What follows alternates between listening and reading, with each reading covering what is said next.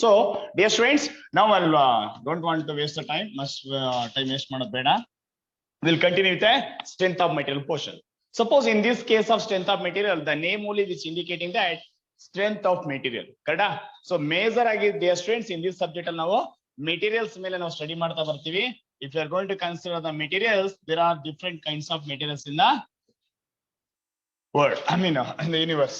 Suppose, dear students, if you are going to concentrate about strength of material. ಏನು strength of material ಅಂತ ಹೇಳಿದ್ರೆ, we know that it is a strength of material may be broadly defined as it is a branch of engineering science which deals with the ability of various material to resist its failure under the action of force. Suppose whatever the load you apply, if you are going to consider here is a body or else this is a material or this material, if you are going to applying a load, this body or this beam, usually we are going to call it as a beam which is supported by two supports. ಹೌದಾ, ಇಲ್ಲೊಂದು support ಇದೆ, ಇಲ್ಲೊಂದು support ಇದೆ. ಎರಡು supports ಮೇಲೆ beam ನ place ಮಾಡಿದ್ರ, then that beam ಏನು ಮಾಡಬೇಕು, ರೆಸಿಸ್ಟ್ ಮಾಡಬೇಕು. whatever the load you apply, that should oppose that resistance ನ ಕ್ರಿಯೇಟ್ ಮಾಡಬೇಕು. this should resist that. ಕರೆಕ್ಟಾ? ಸೊ ಇದನ್ನ ರೆಸಿಸ್ಟೆನ್ಸ್ ಮಾಡೋ ಎಬಿಲಿಟಿ ಎಲ್ಲಿಂದ ಬರುತ್ತೆ? ಮೆಟೀರಿಯಲ್ ಸ್ಟ್ರೆಂತ್ ಮೇಲೆ ಡಿಪೆಂಡ್ ಆಗಿರುತ್ತೆ. ಮೆಟೀರಿಯಲ್ ಸ್ಟ್ರೆಂತ್ ಮೇಲೆ ಡಿಪೆಂಡ್ ಆಗಿರುತ್ತೆ. If you manufacture from aluminium, suppose aluminium ಇಂದ ಹೇಳ್ಬೋದು, ಆರ್ ಕ್ಯಾಸ್ಟ್ ಐರನ್ ಅಲ್ಲಿ ಮ್ಯಾನುಫ್ಯಾಕ್ಚರ್ ಮಾಡಬಹುದು, ಆರ್ ಮೈಲ್ಡ್ ಸ್ಟೀಲ್ ಅಲ್ಲಿ ಮ್ಯಾನುಫ್ಯಾಕ್ಚರ್ ಮಾಡಬಹುದು, MSL ಆಗಿರಬಹುದು, or it may be glass structure ಕೂಡ ಮಾಡಬಹುದು if you want, or even though we can manufacture by using this beam by wood also. There are different materials with different properties. So ಈ ಬೇರೆ ಬೇರೆ materials ಇದಾವೆ, ಇಲ್ಲಿ ಬೇರೆ ಬೇರೆ properties. ಯಾವ ಮೆಟೀರಿಯಲ್ಸ್ ಯೂಸ್ ಮಾಡ್ತೀಯಾ, ಸೊ ಆ ಬೇಸ್ಡ್ ಆನ್ ದಟ್ ನಿಮ್ಗೆ ಆ ಮೆಟೀರಿಯಲ್ ಸ್ಟ್ರೆಂತ್ ಏನಿದೆ ಅದ್ರ ಬಗ್ಗೆ ನಾವು ಡಿಸ್ಕಷನ್ ಮಾಡ್ತಾ ಬರೋ ಸಬ್ಜೆಕ್ಟ್ ಯಾವುದು? Strength of material. So major ಆಗಿ dear students, this strength of materials ನಾವು ಇನ್ ಟೆಕ್ನಿಕಲ್ ವೇ ನಲ್ಲಿ ಹೇಳ್ಬೇಕು ಅಂದ್ರೆ that we are going to study with respect to stress and strain. So stress ಮತ್ತು ಸ್ಟ್ರೈನ್ ಕಾನ್ಸೆಪ್ಟ್ ಅಲ್ಲಿ major ನಾವು ಅದನ್ನ study ಮಾಡ್ತಾ ಬರ್ತೀವಿ. ಸೊ ಫಸ್ಟ್ ಎವ್ರಿವನ್, ನಮ್ಗೆಲ್ಲರಿಗೂ ಕೂಡ what you mean by stress and what you mean by strain ಅದ್ರ ಬಗ್ಗೆ ನಮ್ಗೆ ನಾಲೆಡ್ಜ್ ಇರ್ಬೇಕಾಗುತ್ತೆ. ಹಾಗಾದ್ರೆ then what is stress? Stress ಅಂದ್ರೆ ಏನು? So stress nothing but it is, see dear students, ನಮ್ಗೆ ಮೇಜರ್ ಆಗಿ ಇಂಪಾರ್ಟೆಂಟ್ ಆಗಿ ಗೊತ್ತಾಗಿರ್ಬೇಕಾಗಿರೋದು ಸ್ಟ್ರೆಸ್ ಅಂದ್ರೆ ಏನು, ಸ್ಟ್ರೈನ್ ಅಂತ ಹೇಳಿದ್ರೆ ಏನು. First of all the stress is denoted by letter sigma ಅಂತ ಕರಿತೀವಿ. ಸೊ ರಜಾ, ಇಲ್ಲಿ ನಾವು ಅಬ್ಸರ್ವ್ ಮಾಡ್ತಾ ಹೋಗ್ಬೋದು, the stress is when some external system of force adds on the body. ಯಾವುದೇ ಒಂದು ಎಕ್ಸ್ಟರ್ನಲ್ ಸಿಸ್ಟಮ್ ಆಫ್ ಫೋರ್ಸ್ ಅಂದ್ರೆ ದ ಬಾಡಿ ಫೋರ್ಸ್, ಬಾಡಿ ಮೇಲೆ ಅಮೌಂಟ್ ಆಫ್ ಫೋರ್ಸ್ ಅಪ್ಲೈ ಮಾಡಿದಾಗ how the body is opposing that ability to resisting that resistential force created by the body. Suppose if you are going to apply 100 kg load over my head, by internal energy, ನಾನು ಕೂಡ food ತಿನ್ಕೊ ಬಂದಿದ್ದೀನಲ್ಲ, ತಗೊಬಂದಿದ್ದೀನಲ್ಲ, ಆ food ಅಲ್ಲಿ ಏನಾಗಿರುತ್ತೆ, ನನ್ನ body ನಲ್ಲಿ energy create ಆಗಿರುತ್ತೆ. That means that is a opposing ability create ಮಾಡಿರುತ್ತೆ. So that is by the food by the my body. Suppose ಅದೇ ನಿಮ್ಗೆ ಮೆಟೀರಿಯಲ್ ಆಗಿದೆ, ಸೊ ಅದ್ರಲ್ಲಿ ಏನಾಗಿರುತ್ತೆ, n number of particles which are tightly packed or joined. So between that ಆ tight ಆಗಿ join ಆಗಿರುತ್ತಲ್ಲ, ಅದು ಬಿಟ್ಕೊಡಲ್ಲ ಸಡನ್ ಆಗಿ. ಸೊ ಏನೇ ಲೋಡ್ ಅಪ್ಲೈ ಮಾಡಿರೋದು ವಿಸ್ಟರ್ನ್ ಮಾಡ್ತಾ ಇರುತ್ತೆ, ಬೆಂಡ್ ಮಾಡಕ್ ಬಿಡಲ್ಲ, ಬ್ರೇಕ್ ಆಗಕ್ ಬಿಡಲ್ಲ. ಅಪೋಸಿಷನ್ ಕ್ರಿಯೇಟ್ ಮಾಡ್ತಿರೋದು ಹೇಗೆ? By the internal energy or internal molecules ಅಲ್ಲಿ ಇರುವಂತ ಎನರ್ಜೀಸ್.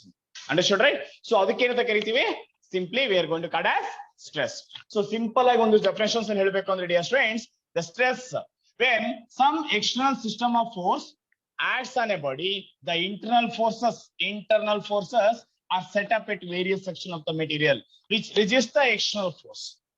ಅದೇನ್ ಮಾಡುತ್ತೆ ನೋಡಿ, underline this, resist the external force. This internal force per unit area, so force divided by area, this is a standard definition. This is a standard in a mathematical way ನಲ್ಲಿ ನಾವು stress ಹೆಂಗ್ ಹೇಳ್ತೀರಾ ಅಂತ ಹೇಳಿದ್ರೆ force by area, where stress is denoted by letter sigma. So stress ಅಂತ ಹೇಳಿದ್ರೆ that is sigma ಅಂತ ಹೇಳ್ತೀವಿ, which is force by area.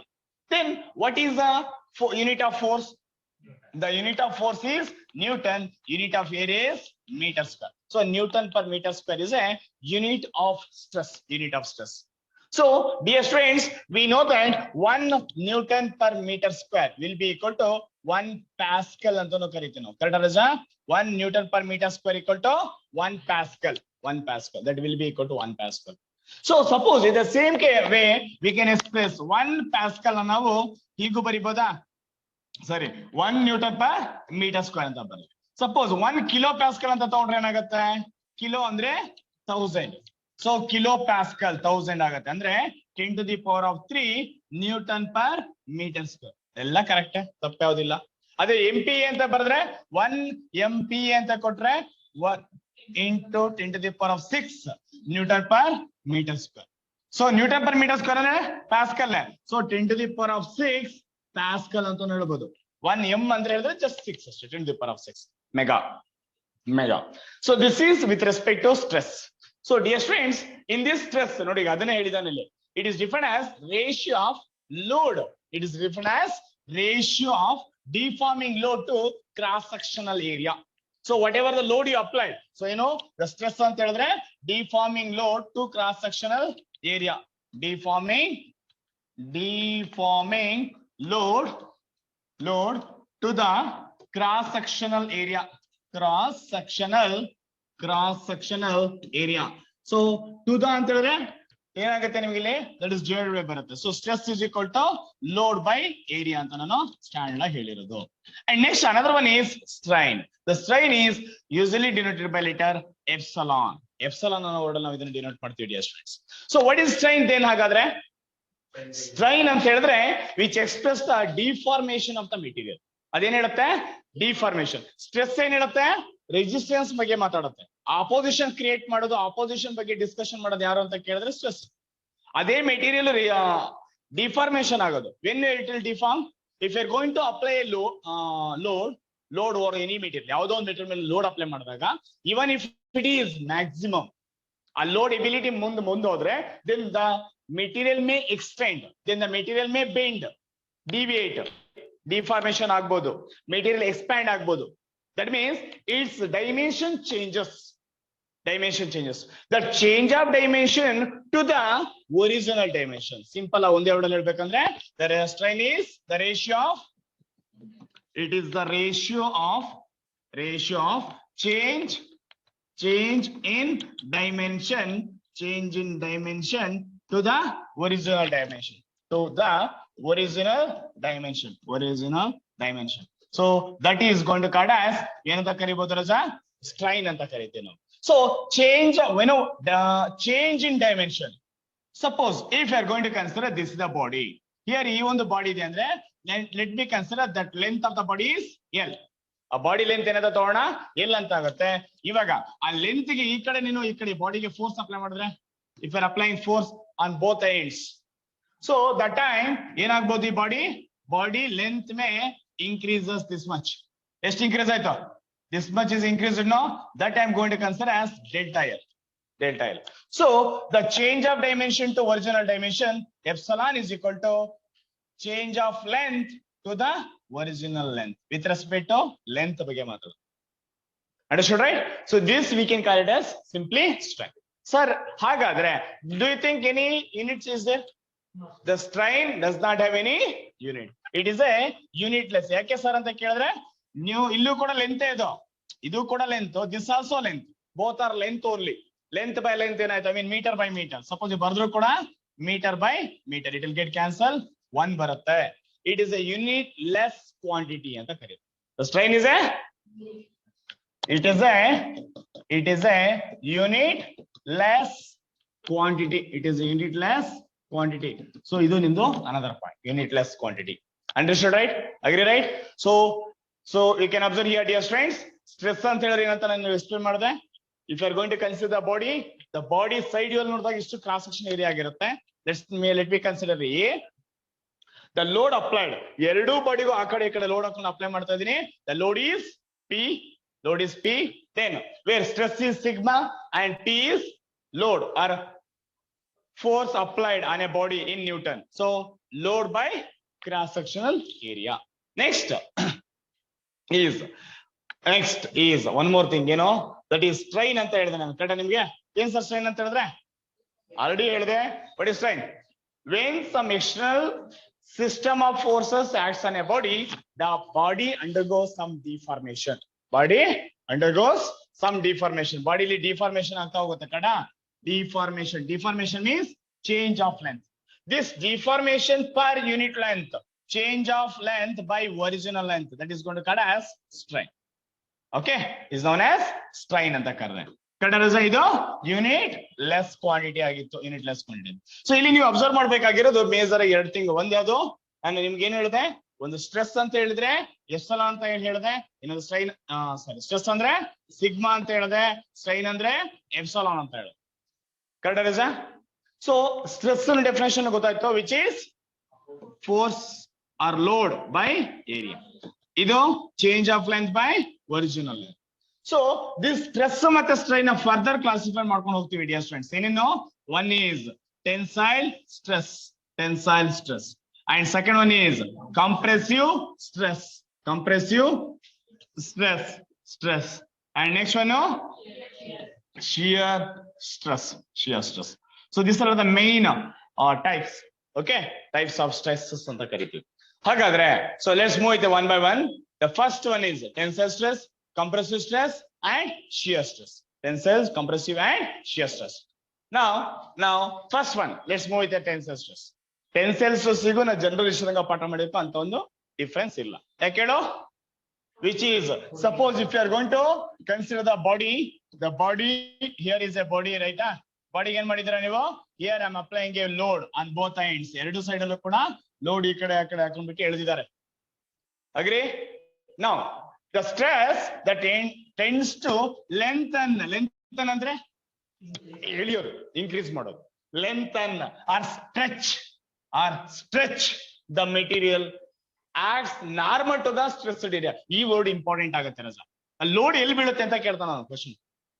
Normal to the area, what you mean by normal to the stressed area? ಇವಾಗ ನೋಡು, rod ಹೀಗಿದೆ ಅಂದ್ರೆ ಈ ರಾಡಿಗೆ this is a perpendicular area. ಈ ಸೈಡ್ ವ್ಯೂ ನೋಡ್ರಿ ಹೆಂಗ್ ಕಾಣುತ್ತಿದ್ದು, ಈಗ ಕಾಣುತ್ತಾ? Suppose if is a rod, if it is a rod in a side view this will be a perpendicular. ಆ ಏರಿಯಾ ಯಾವುದು ಅಂತ ಕೇಳ್ತಾರೆ ಕ್ವಶನ್. ಅಲ್ಲಿ ನಾರ್ಮಲ್ ಅಂತ word ಹಾಕಿರ್ತಾನೆ.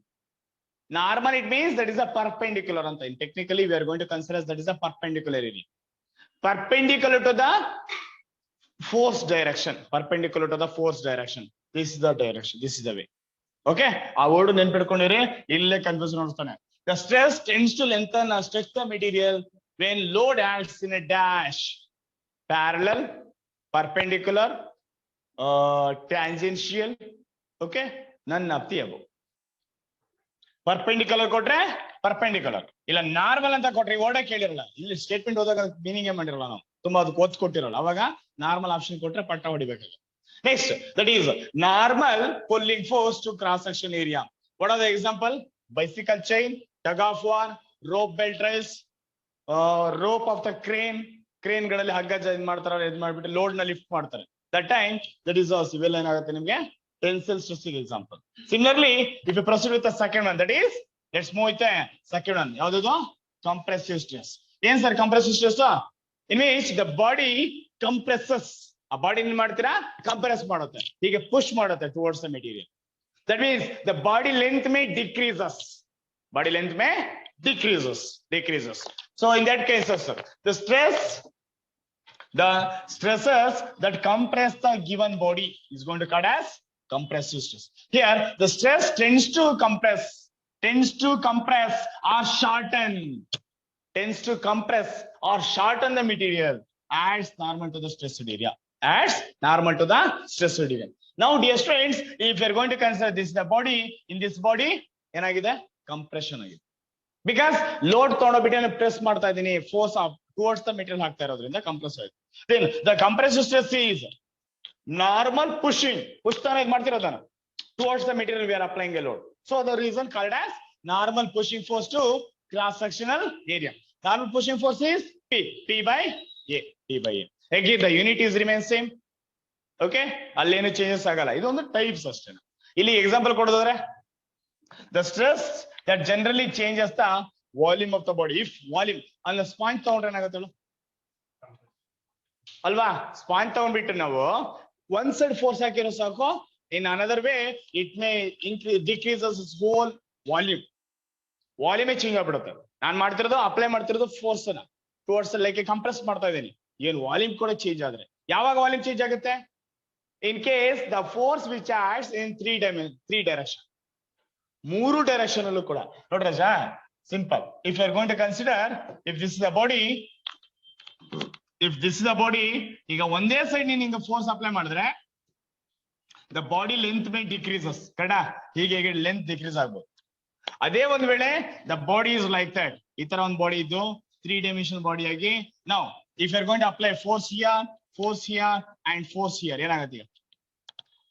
the body it compresses.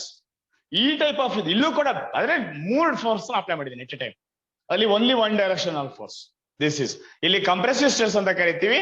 ಅದೇ ನಿಮ್ಗೆ 3 dimension ತಗೊಂಡ್ರೆ, if you are going to consider that volume changes, that is going to called as volume stress.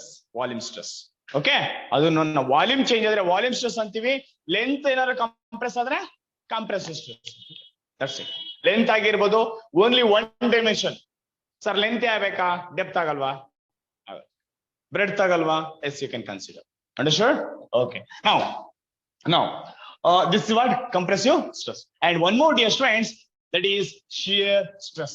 ಯಾವುದು? shear stress. So shear stress is also known as, shear stress ಗೆ ಅಂತ ಕರೀತೀರಾ? It is also known as, one more name ಇದೆ, very important, that is tangential stress. ನೋಡ್ರಿ ರಾಜ, first one ಅಲ್ಲಿ ಏನಾಗಿದೆ? Body extend ಆಗಿತ್ತು, tensile. Second one is body compressive stress. But third one is body is twisting like that. ಈ ತರ twist ಆಗುತ್ತೆ. ಇದು hand ಅನ್ಕೊಂಡು ನೀವು ಹ್ಯಾಂಡ್ ಸ್ಕಿನ್ ಇದಾಗ್ತಿದೆ, ಔಟ್ ಸೈಡ್ ಇದಾಗ್ತಿದೆ, ಸ್ಕಿನ್ ಏನೋ ಟ್ವಿಸ್ಟ್ ಆಗ್ತಿದೆ ಇಲ್ಲಿ. Understood, right? If material is twisting in that way, if the load is acts in a tangential direction, ಇದು ಸರ್ಕಲ್ ಅನ್ಕೊಂಡ್ರೆ ಇದಕ್ಕೆ ಹಿಂಗ್ ಹೊಡೆದೇನಿದು, ಇದೇನಿದು tangential. Understood, right? So the reason we are going to call as tangential stress ಅಂತ ಕರಿತೀವಿ, which is defined as intensity of resulting force acting parallel or tangential to the plane of unit cross-sectional area. Okay, that is going to called as shear stress. The shear stress tends to ಏನ್ ಮಾಡುತ್ತೆ ಅಂತ ಕೇಳ್ತಾನೆ, distort the shape or twist the material. Shape change ಮಾಡುತ್ತೆ, ಇಲ್ಲ ಅಂದ್ರೆ material ಅದು twist ಮಾಡುತ್ತೆ, twist the material without changing its volume. ಈ ಸ್ಟೇಟ್ಮೆಂಟ್ ಮೇಲೆ ತುಂಬಾ ಸತಿ ಕ್ವಶನ್ ಕೇಳಿ, ಆ ಸ್ಟೇಟ್ಮೆಂಟ್ ಇದ್ ಮಾಡ್ಕೊಂಡ್ಬಿಟ್ಟು ಕ್ವಶನ್ ಕೇಳ್ತಾನೆ. ನೀಟಾಗಿ ಒಂದ್ ಕಡೆಯಿಂದ ಓದ್ಬೇಕು ನೀನು, ಏನ್ ಹೇಳ್ತೀನಿ ಅದೇ ಕಾನ್ಸೆಪ್ಟ್ ಸೇಮ್ ಆಯ್ತಪ್ಪ. So the shear stress tends to distort the shape or twist the material without changing its volume change ಮಾಡ್ದೇನೆ ಬಾಡಿ ಶೇಪ್ ನ ಚೇಂಜ್ ಮಾಡುತ್ತೆ. ದೆನ್ ಸಪೋಸ್ ಡಿಯರ್ ಫ್ರೆಂಡ್ಸ್, ನೋಡಿ ಇಲ್ಲೊಂದು ರಾಡ್ ಇದೆಯಾ? Let me consider this is one of the rod or as bar. Here also another bar. If 2 bars are joined here by using a glue, or it may be by welding, or it may be by a riveting, or some of the different options. ಇವೆರಡರಲ್ಲಿ join ಮಾಡಿಟ್ಟಿದ್ದೀನಿ.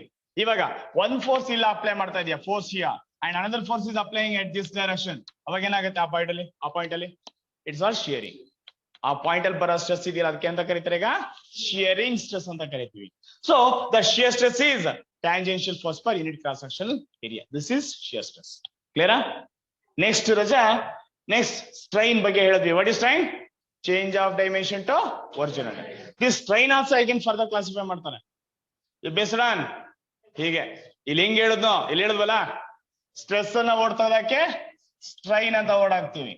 So tensile strain, compressive strain or volume strain, ಇನ್ನೊಂದು shear strain. So based on the same direction, but ಇಲ್ಲಿ length change ಆಗ್ತಾ ಇರುತ್ತೆ. That is going to called as types of strains. So coming to the strain point, see dear friends, just look at here. The strain is ಏನಂತ ಕರೀತಾರೆ strain ನ? The strain is defined as when system of force act on a body, it undergoes some deformation. So thereby we can observe here carefully, undergoes some deformation. This deformation per unit length, force by length of the body, deformation per unit length is going to called as strain. Suppose if this is a body, for this body ನೋಡಿ extend ಮಾಡಿದೀವಾ, after that maybe the body stays ಅಂತ assumption ಮಾಡ್ಕೋ, ಇಷ್ಟು increase ಆಗಿ change of length by original length, so it has no unitless quantity, unit ಇಲ್ಲ. Next, in this strain also again classify ಮಾಡಿದೀವಿ ನೋಡಿ, tensile strain, compressive strain, shear strain. Similarly stress ಅಲ್ಲಿ ಹೇಗೆ classify ಮಾಡಿದ್ವಿ, ಇಲ್ಲೂ ಕೂಡ ಅದೇ ತರ ಕ್ಲಾಸಿಫೈ ಮಾಡ್ತೀವಿ. ಅದ್ರ ಪ್ರಕಾರ ಒಂದೊಂದು ಹೇಳೋದಾದ್ರೆ ಈಗ first, when body is subjected to axial pull ಅಂದ್ರೆ ಎಳೆಯೋದು, axial ಅಂದ್ರೆ ಆಕ್ಸಿಸ್ ಅಲ್ಲಿ. ಆ ಲೋಡ್ ಎಲ್ಲಿ ಆಕ್ಟ್ ಆಗ್ಬೇಕು ಅಂತಂದ್ರೆ ಬಾಡಿ ಆಕ್ಸಿಸ್ ಅಲ್ಲಿ ಆಕ್ಟ್ ಆಗ್ಬೇಕು. Suppose if you are going to consider this the body, for this body in this is going to consider as axis. Correct? Here you should consider the force. Illi matte illine force act agಬೇಕು. Observe carefully. Axis ಅಲ್ಲಿ act ಆಗ್ಬೇಕು, ಬೇರೆ ಕಡೆ ಆಗಂಗಿಲ್ಲ. ಎಲ್ಲೆಲ್ಲಿ ಯಾವ condition ಅಲ್ಲಿ, even tensile, even compressive, both are case. Okay, suppose if the axial, the body is subjected to axial pull, as a result which body tends to extend, length ಜಾಸ್ತಿ ಆಗೋದು. Then increase in length to the original length is going to called as strain. Increase of length to original length is going to called as strain. So tensile strain is increase in length to original length. ಅದೇ ನಿಮಗೆ compressive ಬಂದ್ರೆ ಈಗ suppose if you are going to consider this the body, in this body the body length may decreases. ಇದು L ಆಗಿದೆ, L ಏನಾಯ್ತು, L ಅಂದ್ರೆ length, where length may decreases because of compressing force. So when body is subjected to axial pull, the result which body tends to reduce its length. The decrease in length to original length is going to called as compressive strain. ಅಂತ ಕರೀತೀವಿ. That is decrease in length to original length, change of length by original length ಅದೇ ಆಗುತ್ತೆ. Last types, that is shear strain. So what is shear strain then? Shear strain ಅಂದ್ರೆ ಏನು? The shear strain is usually denoted by letter tau ಅನ್ನೋ word ಇಂದ denote ಮಾಡ್ತೀವಿ ಅಷ್ಟೇ. Shear strain is tau ಅನ್ನೋ word denote ಮಾಡ್ತೀವಿ. Then ಹಾಗಾದ್ರೆ if the deforming force produces change in shape of the body, underline this fast, change in shape of the body without changing its volume change ಆದ್ರೆ shape ಮಾತ್ರ change ಆದ್ರೆ ಯಾವ strain ಅದು? Shear strain. Keep in your head, very important. Twist ಮಾಡುತ್ತೆ body material, ಬಾಡಿನದು twist ಮಾಡುತ್ತೆ. ಓಕೆನಾ? So ನನ್ನ ಇವನ್ ಇಲ್ಲಿ ಎಕ್ಸಾಂಪಲ್ ತೋರಿಸ್ತಾ ಇದ್ದೀನಿ, ಹಿಂಗ್ ಇಟ್ಕೊಂಡು ಹಿಂಗ್ ಶಿಫ್ಟ್ ಮಾಡ್ತಾ ಇದೆ, ಟ್ವಿಸ್ಟ್ ಆಗ್ತಾ ಇದೆ ಬಾಡಿ, ವಾಲ್ಯೂಮ್ ಚೇಂಜ್ ಆಗ್ತಾ ಇಲ್ಲ. Without changing its volume, if the body shape ನಾದು ಹಾಳು ಮಾಡಿದ್ರೆ, ಡಿಸ್ಟಾರ್ಟ್ ಮಾಡಿದ್ರೆ ಏನಂತ ಕರಿತೀವಿ? That is shear strain. See it is defined as ratio of lateral displacement between two layers to the distance between two layers. Suppose, dear friends, let me consider this is the body. Here in this body, if I am going to apply load, one side is shear, another side is here. Nodappa Raja, nannu load illa aagta ideni, F. Let me consider force is F. So, but it's not in axis. Where is axis? This is actually axis. Kada? Force axis ಅಲ್ಲಿ act ಆಗ್ತಿದ್ಯಾ? ಇಲ್ಲ. Tangential direction. It means surface ಅಲ್ಲಿ act ಆಗ್ತಿದೆ load. Body surface ಅಲ್ಲಿ load act ಆಗ್ತಿದೆ. Due to this, the body may ಇದ್ರ force amount ಜಾಸ್ತಿ ಇರೋದ್ರಿಂದ ಇಲ್ಲಿಂದ ಏನಾಗ್ಬೋದು, ಇದು ಹೇಗೆ ಚೇಂಜ್ ಆಗ್ಬೋದು. ಇವನ್ ಈ ಬಾಡಿ ಅಕೌಂಟ್ ಇಲ್ಲಿ ಶಿಫ್ಟ್ ಆಗ್ಬೋದು. ಇಲ್ಲಿ ಎ ಇರೋದು here it may be A dash, ಇಲ್ಲಿ ಶಿಫ್ಟ್ ಆಗ್ಬೋದು. B point may changes to B dash. Then what is that? B to B dash ಏನಾಯ್ತದ? ಚೇಂಜ್ ಆಯ್ತಾ? ಮುಂದೋಗಿದೆಯಾ ಅದು?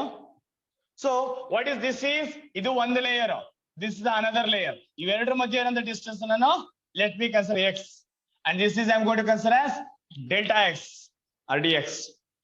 Okay, then this dimension to this dimension.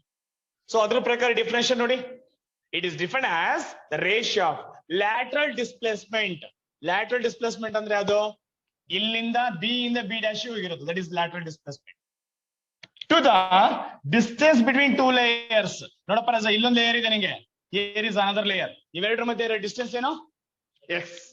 The distance is x. Illinda ಇಲ್ಲಿ ಇರೋದು x, here is delta x.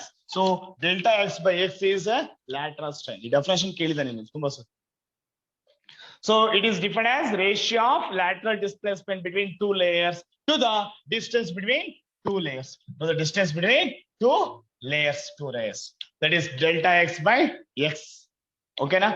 So again, this also does not have any unit because it is strain only. It is strain ಗೆ no units. Now, dear students, Hooke's law. We discussed that what you meant by stress and what you meant by strain. Stress andre eno, strain andre eno ಅಂತ ನಮ್ಗೆ ಗೊತ್ತಾಗಿದೆ. If for any material, ಯಾವುದೋ ಒಂದು material ಗೆ, if you are going to consider this material, a material, suppose if you are going to applying a load to that material, the body may extend, increase ಆಗುತ್ತೆ body length, somewhat increase ಆಗುತ್ತಲ್ಲ. After the removal of load, the body may backstretch its original shape or size. Body size ಅಥವಾ length ಏನಾಗಿರ್ಬೋದು, originally ಯಾವ shape ಅಲ್ಲಿ ಇತ್ತು, ಯಾವ length ಅಲ್ಲಿ ಇತ್ತು ಅಲ್ಲಿಗೆ ರಿಟರ್ನ್ ಆಗ್ಬೋದು. ಇಟ್ ಮೇ ರೀಗೈನ್ಸ್ ಆ ಕಂಡೀಷನ್ ಗೆ ವಾಪಸ್ ಬಂದ್ರೆ the material is stressed, or load apply ಮಾಡಿರೋದು stressed within elastic limit ಅಂತ. ಒಂದ್ ವೇಳೆ ಅದಕ್ಕಿಂತ ಜಾಸ್ತಿ ಬೆಂಡ್ ಮಾಡ್ದಪ್ಪ ಇದನ್ನ ನೋಡಿ ಗೈಸ್, ಲೋಡ್ ಹಾಕಿಲ್ಲ, ಹಾಕಿದ್ರೆ ಬ್ರೇಕ್ ಆಗುತ್ತೆ. ಬಿಕಾಸ್ ಯಾಕೆ ಇದಕ್ಕೆ ಸ್ವಲ್ಪನ ಬೆಂಡ್ ಮಾಡಕ್ ಹೋದ್ರೆ ಬ್ರೇಕ್ ಆಗುತ್ತೆ. Reason, this is a brittle material. Technically this is a brittle material. ಇದು ಡಕ್ಟೈಲ್ ಮೆಟೀರಿಯಲ್ ಆಗಿದ್ರೆ ಬೆಂಡ್ ಆಗ್ತಿತ್ತು. Understood right? ಬ್ರಿಟಲ್ ಅಂತ ಅಂದ್ರೆ the without any deformation the body may break or fracture. ಕರೆಕ್ಟಾ? ಸೊ ಇದೇನಾಯ್ತು, ನಿಂಗೆ ಫ್ರಾಕ್ಚರ್ ಆಗೋಗ್ಬಿಡ್ತದೆ. So suppose if you are going to consider, suppose here is a rod, let be consider this rod. ಈ ರಾಡಿ ನಾನು ಏನ್ ಮಾಡ್ಬೋದು ನೋಡ್ರಿ ಸರ್, ಹಿಂಗ್ load ಹಾಕ್ಬೋದಾ? I applied maximum amount of load, thereby it's bend ಆಗಿದೆ, shape bend ಆಗಿದೆಯಾ? So bit action ಆಗ್ತದೆ, it's regain back original shape. Original ಹೇಗೆ ಸ್ಟ್ರೈಟ್ ಆಗಿತ್ತು ಹಾಗೆ ಸ್ಟ್ರೈಟ್ ಆಗಿ ಬರ್ತಾ ಇದೆ ತಾನೆ? ಯಾವಾಗ ಬರುತ್ತೆ? ಒಂದ್ ವೇಳೆ ಆ ಸ್ಟ್ರೆಸ್ ಮತ್ತೆ ಸ್ಟ್ರೈನ್ ಎರಡು ಪ್ರಪೋರ್ಷನಾಲಿಟಿ ಇದ್ರೆ ಮಾತ್ರ. ಪ್ರಪೋರ್ಷನಾಲಿಟಿ ಕ್ರಾಸ್ ಮಾಡಿ ಮುಂದೆ ಹೋದ್ರೆ ವಾಪಸ್ ಬರಲ್ಲ. ಸಪೋಸ್ ಒಂದು ಅಲ್ಯೂಮಿನಿಯಂ ವೈರ್ ತಗೊಂಡ್ಬಿಟ್ಟು ಬೆಂಡ್ ಮಾಡು, ಏನಾಗಿರುತ್ತೆ ಹೇಳು, ಅದು ಬೆಂಡ್ ಆಗಿ ಹೋಗ್ಬಿಡುತ್ತೆ, ವಾಪಸ್ ಬರಲ್ಲ ಅದು. ಅದೇ ನೀನು ಸ್ಟೀಲ್ TMT ಕಂಬಿ ತಗೊಂಡ್ಬಿಟ್ಟು ಹಿಂಗ್ ರೋಡ್ ಮಾಡು, ಬಿಟ್ಬಿಡು ಸಡನ್ ಹಿಂಗ, ಯಾರೋ ಒಬ್ಬನ್ ತಲೆ ಹಿಡ್ಕೊಂಡ್ಬಿಟ್ಟು ಹಿಂಗ್ ಎಳೆದ್ ಬಿಟ್ರೆ ಅದು ಸ್ಪೀಡ್ ಆಗಿ ಹೋಗಿ ಒಂದ್ ತಲೆ ಹೊಡಿತದಲ್ಲ, ಹೊಡಿಯುತ್ತಲ್ಲ. ಈಗ ಅಲ್ಯೂಮಿನಿಯಂ ವೈರ್ ತಗೊಳಪ್ಪ, ಒಂದು ಅಲ್ಯೂಮಿನಿಯಂ ವೈರ್ ತಗೊಂಡ್ಬಿಟ್ಟು ಹಿಂಗ್ ಎಳೆದ್ ಬಿಡು, ಹೋಗೋದೇ ಅಲ್ಲ ಅದು ವಾಪಸ್. ಯಾಕೆ? ಟೋಟಲ್ ಇದೆಯೋ ಡಕ್ಟಿಲಿಟಿನಾಗಿ ಅದು ಫುಲ್ ಚೇಂಜ್ ಆಗ್ಬಿಟ್ಟಿದೆ, ಶೇಪ್ ಚೇಂಜ್ ಆಗಿರ್ತದೆ. ಇದೇ ತರದೊಂದು ಇದೆ same size of steel rod ತಗೊಂಡು ಹಿಂಗೆ ಎಳೆದು ಬಿಟ್ಟು ಒಬ್ರು ತಲೆ ಹಿಂಗ್ ಬಿಡು, ಹಂಗೆ ಸ್ಪೀಡ್ ಹೋಗ್ತಾನೆ ನೋಡಿ. ಇದಕ್ಕೆ ಎಲಾಸ್ಟಿಸಿಟಿ ಜಾಸ್ತಿನಾ ಅಲ್ಯೂಮಿನಿಯಂ ಜಾಸ್ತಿನಾ? Steel is more or aluminium or steel or rubber? Steel is more elastic than rubber. ಹಿಂಗ್ ಎಳೆದು ಒಬ್ಬನ ತಲೆ ಮೇಲೆ ಹಿಂಗ್ ಹೊಡೆದ್ರೆ ಐತಲ್ಲ, ಫಾಸ್ಟ್ ಹೋಗಿ ಟಾಪ್ ಟೈಟ್ ಆಗುತ್ತೆ. ಕಡಬ? So it means that, so ಏನ್ ಹೇಳ್ತಾ ಇದ್ದೀನಿ ನಾನು ಇಲ್ಲಿ ಅಂದ್ರೆ, ಹುಕ್ಸ್ಲಾ ಏನ್ ಹೇಳ್ತಾನೆ, first of all I states that the stress is directly proportional to strain within elastic limit. Illi anta ಹೇಳಿದ್ರೆ elastic limit ಅಲ್ಲಿ ಇದ್ರೆ ಮಾತ್ರ. If you are going to draw the graph, one is x, suppose let me consider stress and y direction ಅಲ್ಲಿ stress and x direction ಅಲ್ಲಿ strain. Okay, stress ಗೂ ಮತ್ತೆ stress ಅಂದ್ರೆ ಸಿಗ್ಮಾಗೆ ಮತ್ತೆ ಎಪ್ಸಿಲಾನ್ ಗೆ ಎರಡಕ್ಕೂ ನೀವು ಗ್ರಾಫ್ ನ ಡ್ರಾ ಮಾಡಿದ್ರೆ you may get straight line. Illiವರೆ straight line ಬರುತ್ತೆ if both are proportional. Once the proportionality cross ಆಗಿ ಚೇಂಜ್ ಆಯ್ತಾ, ನಿಂಗೆ ಹೆಂಗ ಚೇಂಜ್ ಆಗಿ ಹೋಗುತ್ತೆ, depends on the material. Understood right? So till there is a directly proportional. ಅದು ಯಾವಾಗ directly proportional? ಎಲಾಸ್ಟಿಕ್ ಲಿಮಿಟ್ ಅಲ್ಲಿ ಇದ್ರೆ ಮಾತ್ರ. Material if it is loaded within elastic limit, ಆ ಕಂಡೀಷನ್ ಮಾತ್ರ ಅದು ವರ್ಕ್ ಆಗುತ್ತೆ. ಸೊ ಅದನ್ನ ಯಾರು ಹೇಳಿದ್ರು? Hooke's law. So according to this Hooke's law generate ಮಾಡ್ಕೊಳ್ತಾ ಹೋಗೋದಂದ್ರೆ according to Hooke's law. So according to this condition the stress is directly proportional to strain. The stress is directly proportional to strain within elastic limit. ಮುಂದೆ condition ಇದೆ ಅದಕ್ಕಲ್ವಾ, ಇಲ್ಲಿ ಯಾವಾಗ within elastic limit. So this is the condition. That means the stress is directly proportional to strain. How to remove this proportionality? ಹೇಗೆ proportionality remove ಮಾಡಬಹುದು? By sigma equal to E into strain epsilon. Okay, now suppose sir ಈ epsilon ಏನಿದೆಯಲ್ಲ ಇದನ್ನ ಈ ಕಡೆ ತಗೊಂಡ್ರೆ, if you consider this side, stress by epsilon equal to E. Okay, now what is E? Where E equal to elastic constant ಅಂತ ಕರೀತೀವಿ. elastic constant. Where is elastic constant? Therefore dear students, here you can observe here, that is ಏನಂತ ಗೊತ್ತಾಯ್ತು ನಿಮ್ಗೆ ಈಗ, where E equal to stress by strain. That's it. That ratio is going to call us Young's modulus ಅಂತ ಕರೀತೀವಿ, or elastic limits ಅಂತಾನೂ ಕರೀತಾ ಬರ್ತೀವಿ. This elastic constants study ಮಾಡ್ತಾ ಬರೋದಾದ್ರೆ, again there are 3 elastic constants. 3 elastic constants ಇದಾವೆ. ಕರೆಕ್ಟಾ? Okay, I hope that ಇದು ಅರ್ಥ ಆಯ್ತಾ ನಿಮ್ಗೆ? ಯಾವುದು? Hooks law. So this Hooke's law we can apply for a different material to know the structure and strength of the material. Material strength ನಾವು study ಮಾಡಕ್ಕೆ ಬೇರೆ ಬೇರೆ ಮೆಟೀರಿಯಲ್ ಗೆ ಅಪ್ಲೈ ಮಾಡ್ತೀವಿ, ಟೆಸ್ಟ್ ಮಾಡ್ತೀವಿ. Based on that we can find stress, strain, Young's modulus. Okay, so ಪ್ರತಿಯೊಂದನ್ನು ಕೂಡ ನಾವು ಫೈಂಡ್ ಮಾಡ್ತಾ ಬರ್ಬೋದು. So now dear friends, ನೋಡಿ ಇದೇನೆಲ್ಲಿರೋದು ಗ್ರೀನ್ ಕಲರ್ ಯಾಕೆ ಕೊಟ್ಟಿರೋದು ಅಂದ್ರೆ ಮೆಟೀರಿಯಲ್ ಸೇಫ್ ಅಲ್ಲಿ ಇದೆ ಅಂತ. ಅಲ್ಲಿಂದ ಮುಂದೋದ್ರೆ ರೆಡ್ ಆಗ್ಬಿಡ್ತದೆ. ರೆಡ್ ಆದ್ರೆ ಡೇಂಜರಿ ಹೋಗ್ತಿದೆ ಅಂತ ಅರ್ಥ. ಲಾಸ್ಟಿಗೆ ಬ್ರೇಕ್ ಆಗಿ ಹೋಗುತ್ತೆ. Okay, so that's very important. Exam ಚೆನ್ನಾಗ್ ಮಾಡ್ಲಿಲ್ಲ ಅಂದ್ರೆ ಅವತ್ತು ಕೇಸ್ ಎಲ್ಲ ರೆಡ್ ಆಗ್ಬಿಡ್ತದೆ. 2-3 ತಿಂಗಳು ದಿನ ಒಳ್ಳೆ ಏನೇನೆಲ್ಲ ಆಯ್ತು ಜೀವನ ಪೂರ್ತಿ ಇದೆಯಾ ಹಿಂಗ ಆಗ್ಬಿಡ್ತಲ್ಲಪ್ಪ ಅಂತ. ಆಯ್ತಪ್ಪ, ಅವತ್ತು ರೆಡ್ ಆಗೋದ್ ಬೇಡ, ಹಿಂಗೆ ಇರ್ಲಿ. ಅಟ್ಲೀಸ್ಟ್ ವರ್ಸ್ಟ್ ಕೇಸ್ ಎಲ್ಲಿ ಹೋಗಾರ ನಿಂತ್ಕೊಬಿಡ್ಲಿ, ಅದ್ರ ಮುಂದೆ ಹೋಗ್ಬಾರ್ದು. ಆಯ್ತಪ್ಪ, 92 ಎಷ್ಟಿದೆ ಪೋಸ್ಟ್ ಟ್ರೈನ್ ಆಪರೇಟರ್? 92. ಅಟ್ಲೀಸ್ಟ್ 91 ಎಲ್ಲಾರು ನೀವು ಬಂದು ನಿಂತ್ಕೊಬಿಡು. ಆಯ್ತಾ? Next, stress versus strain graph. What is stress versus strain graph? Suppose dear friends, ಇದು ಒಂದು ಟೆಸ್ಟ್ ಸ್ಪೆಸಿಫನ್ ಅಂತ ತಗೊಳ್ತೀವಿ. ಆ ಟೆಸ್ಟ್ ಸ್ಪೆಸಿಫನ್ ಗೆ if you are going to apply a force over the both ends, ಎರಡು ಸೈಡ್ ಅಲ್ಲಿ ಬೋತ್ ಫೋರ್ಸ್ ಹಾಕಿದ್ರೆ after some time small reason create ಆಗುತ್ತೆ, ನೆಕಿಂಗ್ ಪ್ಲೇಸ್ ಆಗುತ್ತೆ. ರಬ್ಬರ್ನ ಒಂದು ರಬ್ಬರ್ ಬೆಂಡ್ ತಗೊಂಡು ಎಳಿತಾ ಹೋದ್ರೆ ಏನಾಗುತ್ತೆ, ಸೆಂಟ್ರಲ್ ರೆಡ್ಯೂಸ್ ಆಗ್ತಾ ಬರುತ್ತೆ. After certain amount of load applied, that may break, that may failure, that may fracture. Understood right? So with respect to this, ಇಲ್ಲೂ ಕೂಡ ಲೋಡ್ ಇದೆ, ಸಾರಿ ಮೆಟೀರಿಯಲ್ ಇದೆ. Here applying force F. Okay, ಅಲ್ಲಿ apply ಮಾಡಿರೋದೇನೋ force F. After some certain load of force, this F is increase. F ನಾನು increase ಮಾಡಿದ್ರೆ, this force is increase ಮಾಡ್ತಾ ಬಂದಾಗ ಮೆಟೀರಿಯಲ್ ಆಕ್ಚುಲಿ ಈ ತರ ರೆಡ್ಯೂಸ್ ಆಗುತ್ತೆ, ಹಿಂಗಿರುತ್ತೆ. Okay, agree na? Now dear friends, this is actually a stress versus strain graph. So first, here you can observe here from this point to this point, if you move here, that is not straight agidea idu, that is Hooke's law states. Here in this range, the stress is directly proportional to strain. After the reach ಮೇಲೆ ಹೋದ್ಮೇಲೆ ನಿಮಗೆ points ಗಳು ಏನಾಗುತ್ತೆ, necking sorry before necking some deformation, permanent change start ಆಗುತ್ತೆ.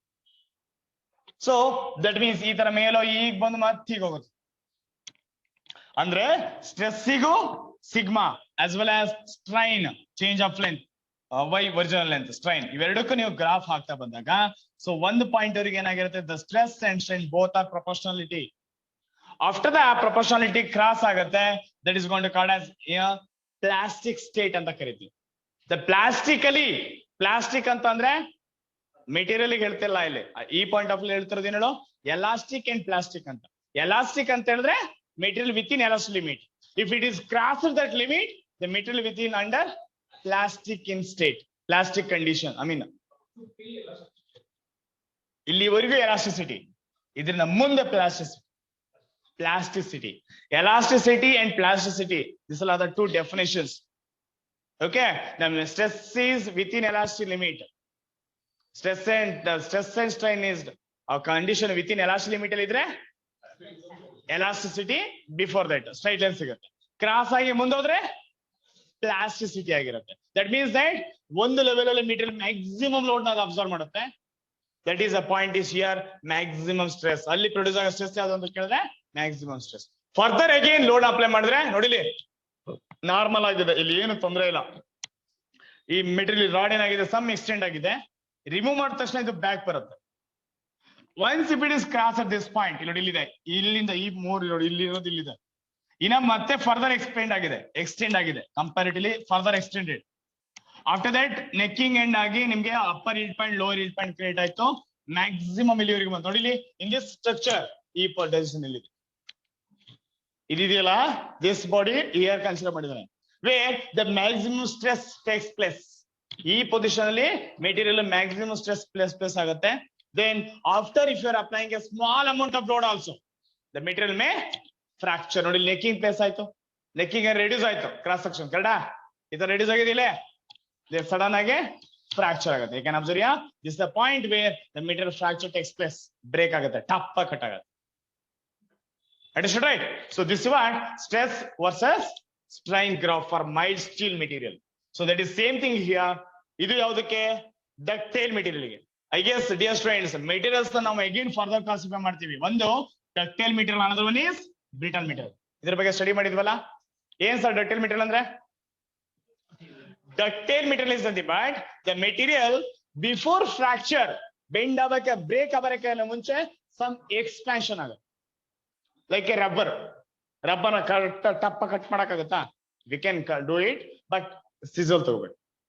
Load apply ಮಾಡ್ಬಿಟ್ಟು ಎಳಿಬೇಕು ಅಂದ್ರೆ then it may extend, sudden fracture agala. Ade glass, if you are going to take a glass, sudden fracture it takes place without any deformation. Understood, right? That type of material is going to called as brittle material. So that is the difference between ductile material and brittle material. Ductile is the material which expand or deform before fracture takes place. Such type of material is going to called as ductile material. ಅದೇ ನಿಂಗೆ brittle ತಗೊಂಡ್ರೆ the material which sudden fracture takes place without any deformation, that is going to called as brittle material. ನೋಡ್ರಜಾ, observe carefully. Here to here is like a ಯಾವ್ದಿದು ಎಲಾಸ್ಟಿಲಿನಿ. After that ductile material ಏನಾಗುತ್ತೆ, yielding ಆಗುತ್ತೆ. yielding ಅಂದ್ರೆ expand ಆಗ್ತಾ ಹೋಗುತ್ತೆ. So then after that upper yield point, lower yield point, maximum stress point ಇಲ್ಲೆಲ್ಲ ಬಂದು break ಆಗುತ್ತೆ. That is ductile material.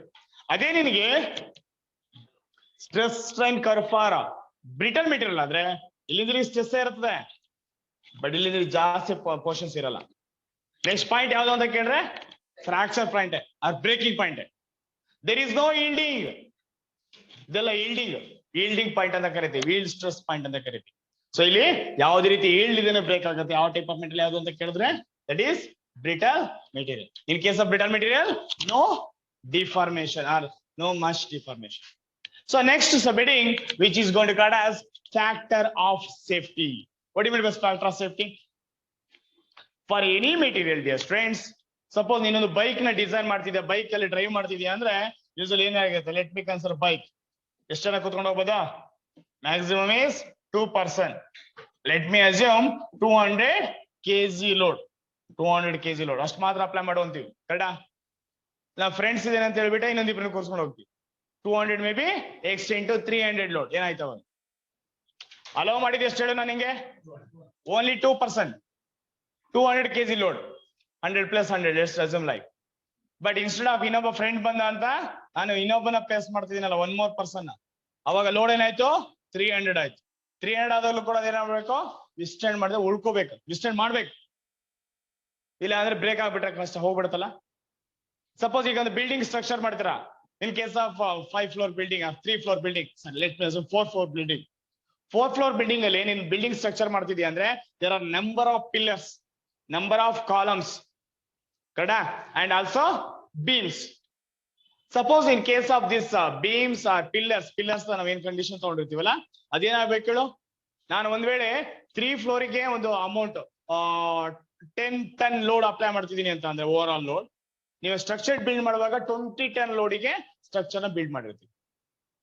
ಯಾವತ್ತೋ ಒಂದಿನ ಇದೇ ಬಿಲ್ಡಿಂಗ್, ಈಗ ಕ್ಲಾಸ್ ರೂಮ್ ಅಲ್ಲಿ 60 ಸ್ಟೂಡೆಂಟ್ಸ್ ಕೂರಿಸಬಹುದು, ಓಕೆನಾ? ನಾನು ಯಾವ್ದೋ ಒಂದು ಫಂಕ್ಷನ್ಗೋಸ್ಕರ 100-200 ಸ್ಟೂಡೆಂಟ್ಸ್ ನಿಲ್ಸ್ಬಿಟ್ರೆ ಇಲ್ಲಿ ಲೋಡ್ ಏನಾಯ್ತು? ಡಬಲ್ ಆಯ್ತು. That time also this building should be withstand, work ಆಗ್ಬೇಕಲ್ಲ, ಅದು ಸೇಫ್ಟಿ ಝೋನ್ ಅಲ್ಲಿ ಇರ್ಬೇಕಲ್ವಾ? ಅಂದ್ರೆ that maximum load limit to the working load, normal working load condition. So maximum in case of ಅದೇ ನಿಮ್ಗೆ ಫ್ಯಾಕ್ಟರ್ ಆಫ್ ಸೇಫ್ಟಿ ಅಂತ ನಾವು express ಮಾಡ್ತೀವಿ dear friends with respect to this. ನೋಡಿ ಇಲ್ಲಿ ಗ್ರಾಫ್ ಅಲ್ಲಿ ಹೇಳ್ಬೇಕು ಅಂದ್ರೆ, so here is a graph. In this condition this is ಇಲ್ಲಿ ಇದೆಯಲ್ಲ ಇದು, this is a maximum stress to allowable stress, one condition. Or else another case is here is yield point stress to allowable stress. ಇದಿಷ್ಟು zone ಇದೆಯಲ್ಲ, ಇದಿಷ್ಟು zone, this allowable condition. Normal condition ಏನು safe zone, ಎಂತಾದ್ರೂ ಏನಾಗಲ್ಲ. Okay, ಅದಕ್ಕೆ ಜಾಸ್ತಿ load ಹಾಕಿದ್ರೆ ಮಾತ್ರ material starts of expanding, deformation takes place ಆಗುತ್ತೆ, ಪರ್ಮನೆಂಟ್ ಚೇಂಜಸ್ ಆಗುತ್ತೆ ಶೇಪ್. ಸೊ ಇಲ್ಲಿ till this range there is no issue. Okay, so ಅಲ್ಲಿಂದ ಅಲ್ಲಿಗೆ ಸ್ಟಡಿ ಮಾಡೋಕೆ ಏನದ ಕರೆಯೋ technically we are going to define as factor of safety. So the factor of safety is maximum stress to the working stress or design stress. Factor of safety to the working stress or design stress. That ratio is going to called as FOS, factor of safety. Factor of safety. Now, this factor of safety ನಾವು for brittle material ಆದ್ರೆ ultimate stress to working condition stress. ನೋಡಿಲಿ, ಇದು ಯಾವ material? This one is ductile metallic condition. ಅದೇ ನಿಮಗೆ brittle material ಆದ್ರೆ ಇಲ್ಲ ಇರೋ. ನೋಡಪ್ಪ ರಾಜ, ಡಕ್ಟೈಲ್ ಮೆಟೀರಿಯಲ್ ಗೆ ಇದು ಅಲ್ಟಿಮೇಟ್ ಸ್ಟ್ರೆಸ್ ಪಾಯಿಂಟ್ ಇಲ್ಲಿ ಇದೆ. ಅಲ್ಟಿಮೇಟ್, ಇದನ್ನ ಅಲ್ಟಿಮೇಟ್ ಅಂತ ಕರೀತೀವಿ, ಯು ಅಂತ ಕರೀ. ಸರ್ ಯಾಕೆ ಇದನ್ನೇ ತಗೊಳ್ತೀರಾ ಅಂದ್ರೆ ಇಲ್ಲಿಂದ ಮುಂದೆ ಆಲ್ರೆಡಿ ಬೆಂಡ್ ಆಗಿರುತ್ತೆ ಮೆಟೀರಿಯಲ್, ಡಿವಿಯೇಷನ್ ಆಗೋಗ್ಬಿಟ್ಟಿರುತ್ತೆ. ಅದನ್ನ ಮತ್ತೆ ಯೂಸ್ ಮಾಡಕ್ಕಾಗತ್ತಾ? ನೋ. ಆಲ್ರೆಡಿ ನೀವು ಡೆಸ್ಕ್ ಮೇಲೆ ಕೂತಿದ್ರ, ಲೆಗ್ ಎಲ್ಲ ಬೆಂಡ್ ಆಗಿ ಹೋಗಿದ್ರೆ that is not a condition. ನೀವೀಗ ಸೆಂಟ್ರಲ್ ಕೂತಾಗ ಸಮ್ ಡಿವಿಯೇಷನ್ ಆಗಿ after the removal of the load may be ಅದೇ ನಾರ್ಮಲ್ ಬಂದ್ರೆ ನೋ ಇಶ್ಯೂ. ಅಂದ್ರೆ ultimate stress, sorry yield point stress, ಇದನ್ನ ವೈ ಅಂತ ಕರಿತೀವಿ. Yield point stress, sorry yield point stress to allowable stress ತಗೊಂಡ್ರೆ ಯಾವ ಮೆಟೀರಿಯಲ್ ಇದು? ಡಕ್ಟೈಲ್. ಅದೇ ನಿನಗೆ ಇದು ಸಡನ್ ಫ್ರಾಕ್ಚರ್ ಆಗಿರುತ್ತೆ ಈ ಪಾಯಿಂಟ್ ಅಲ್ಲ, ಬ್ರಿಟಲ್ ಮೆಟೀರಿಯಲ್ ಕೇಳದೆ ಫ್ರಾಕ್ಚರ್ ಆಗುತ್ತೆ. ಕೇಳದೆ ಅಂದ್ರೆ ಸಡನ್ ಫ್ರಾಕ್ಚರ್ ಆಗುತ್ತೆ, ಆಯ್ತಾ? ಮತ್ತೆ ಕೇಳದೆ ಅಂತ ಆಪ್ಷನ್ ಕೊಡೋದ ಅಲ್ಲಿ, ಏನೋ ನಿಮ್ ಪಾಯಿಂಟಿಗೆ ಬರ್ಲಿ ಅಂತ ಹೇಳೋದಕ್ಕೋಸ್ಕರ ಹೇಳಿದೆ. That means it's suddenly fracture takes place without any deformation. That type of material is brittle material. But ಇಲ್ಲಿದೆ, ಇದೇ ultimate, that is only A maximum. Understood right? So that point to this point, ಈ point ಅಲ್ಲಿ stress ಇಂದ ಈ point ಅಲ್ಲಿ stress ತಗೊಳ್ಳೋ ratio ಯಾವುದು ಅಂತ ಕೇಳಿದ್ರೆ there is also factor of safety with respect to brittle material.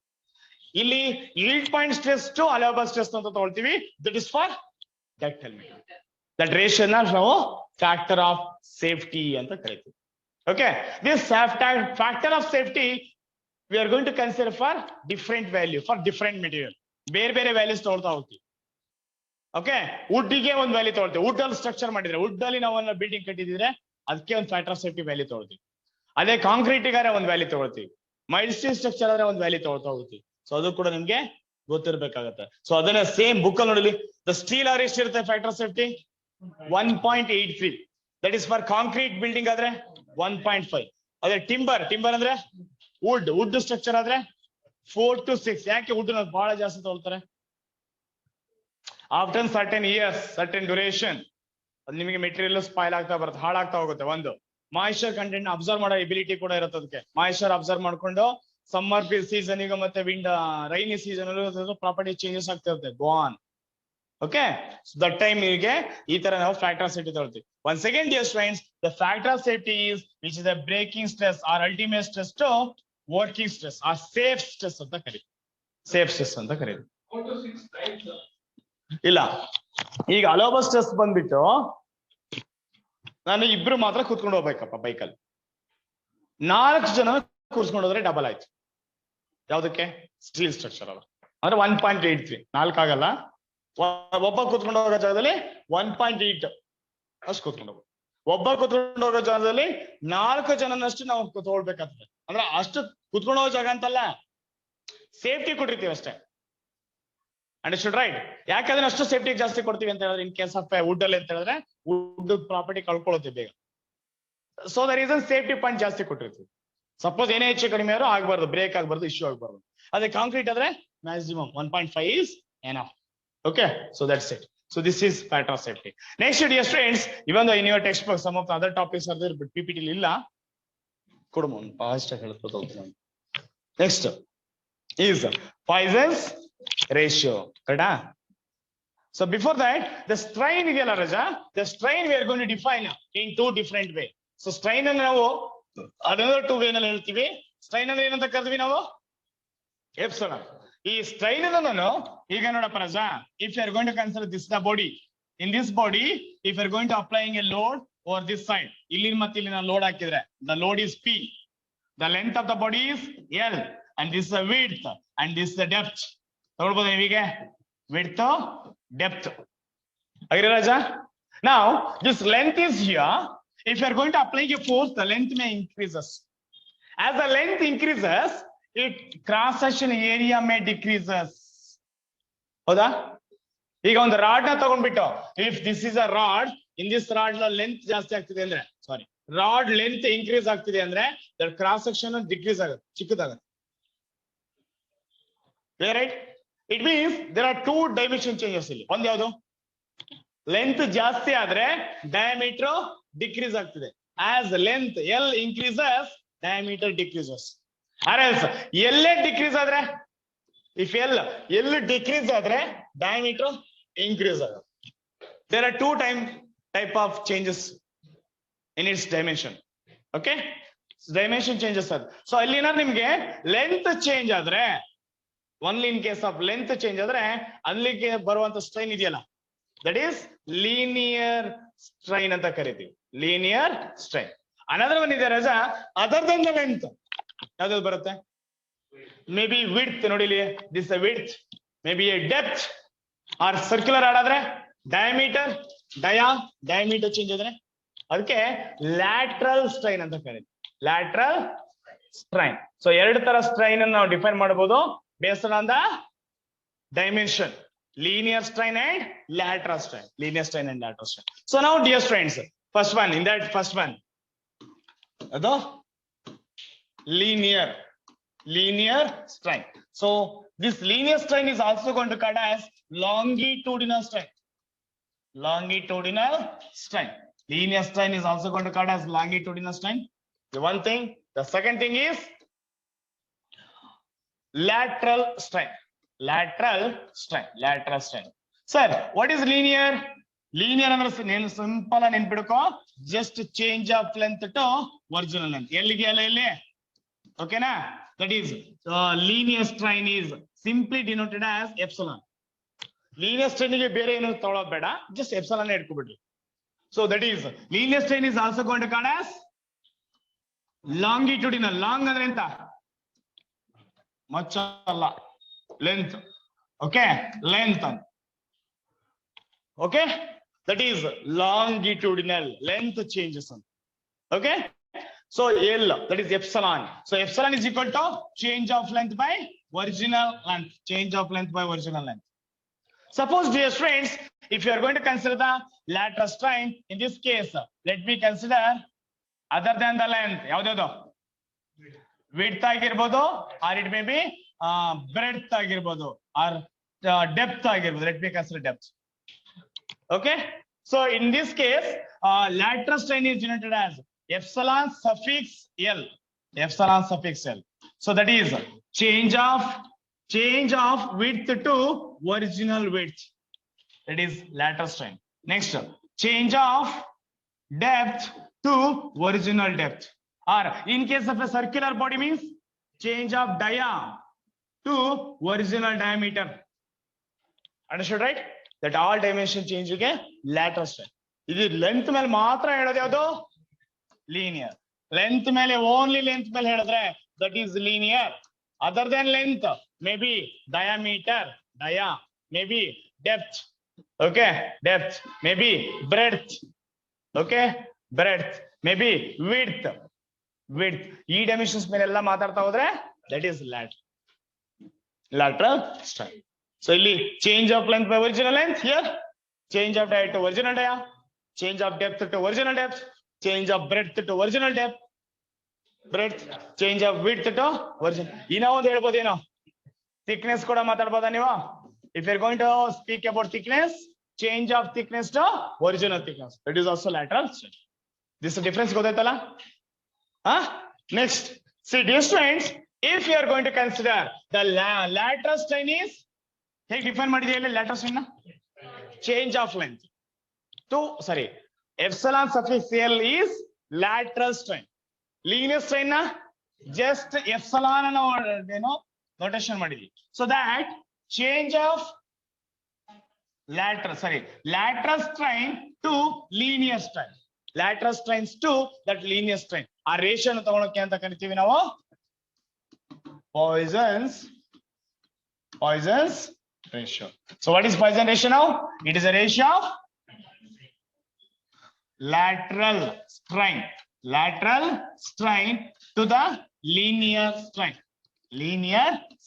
That ratio is going to cut as Poisson's ratio. The Poisson's ratio is denoted by letter mu. ಹೇಗೆ denote ಮಾಡ್ತೀಯಾ? This is denoted by letter mu. Lateral strain by linear strain. ಕೇಳಿದಾನೆ ಈ question last year ಅಲ್ಲಿ ಕರೆಕ್ಟಾ. So please be aware about it dear friends. So simple thing, ಯಾನ linear, what is lateral, ಆ lateral ಯಾವ್ದು, linear ಯಾವ್ದು, ನಿಮ್ಗೆ ಅದ್ರ ಬಗ್ಗೆ ಐಡಿಯಾ ಪರ್ಫೆಕ್ಟ್ ಆಗಿ ಗೊತ್ತಿಲ್ಲ. ಓಕೆನಾ. ಸೊ ಅಗೇನ್ ದಿಸ್ ವ್ಯಾಲ್ಯೂಸ್ ಕೂಡ ನಿಮ್ಗೆ ಏನೋ ತಗೊಳ್ಬೇಕಾಗತ್ತೆ, ಬಟ್ ವ್ಯಾಲ್ಯೂಸ್ ಮೇಲೆ ಕ್ವಶನ್ ಕೇಳಲ್ಲ. ಆದ್ರೆ ಸ್ಟೀಲಿಗೆ ಒಂದು ಬರ್ಕೊಂಡಿರಿ, Poisson's ratio value for steel. Steel material ಆದ್ರೆ MS ಅಂತ ತಗೊಳ್ಬೋದು, ಇಲ್ಲಾಂದ್ರೆ ಸ್ಟೀಲ್ ಅಂತ ತಗೊಳ್ಬೋದು.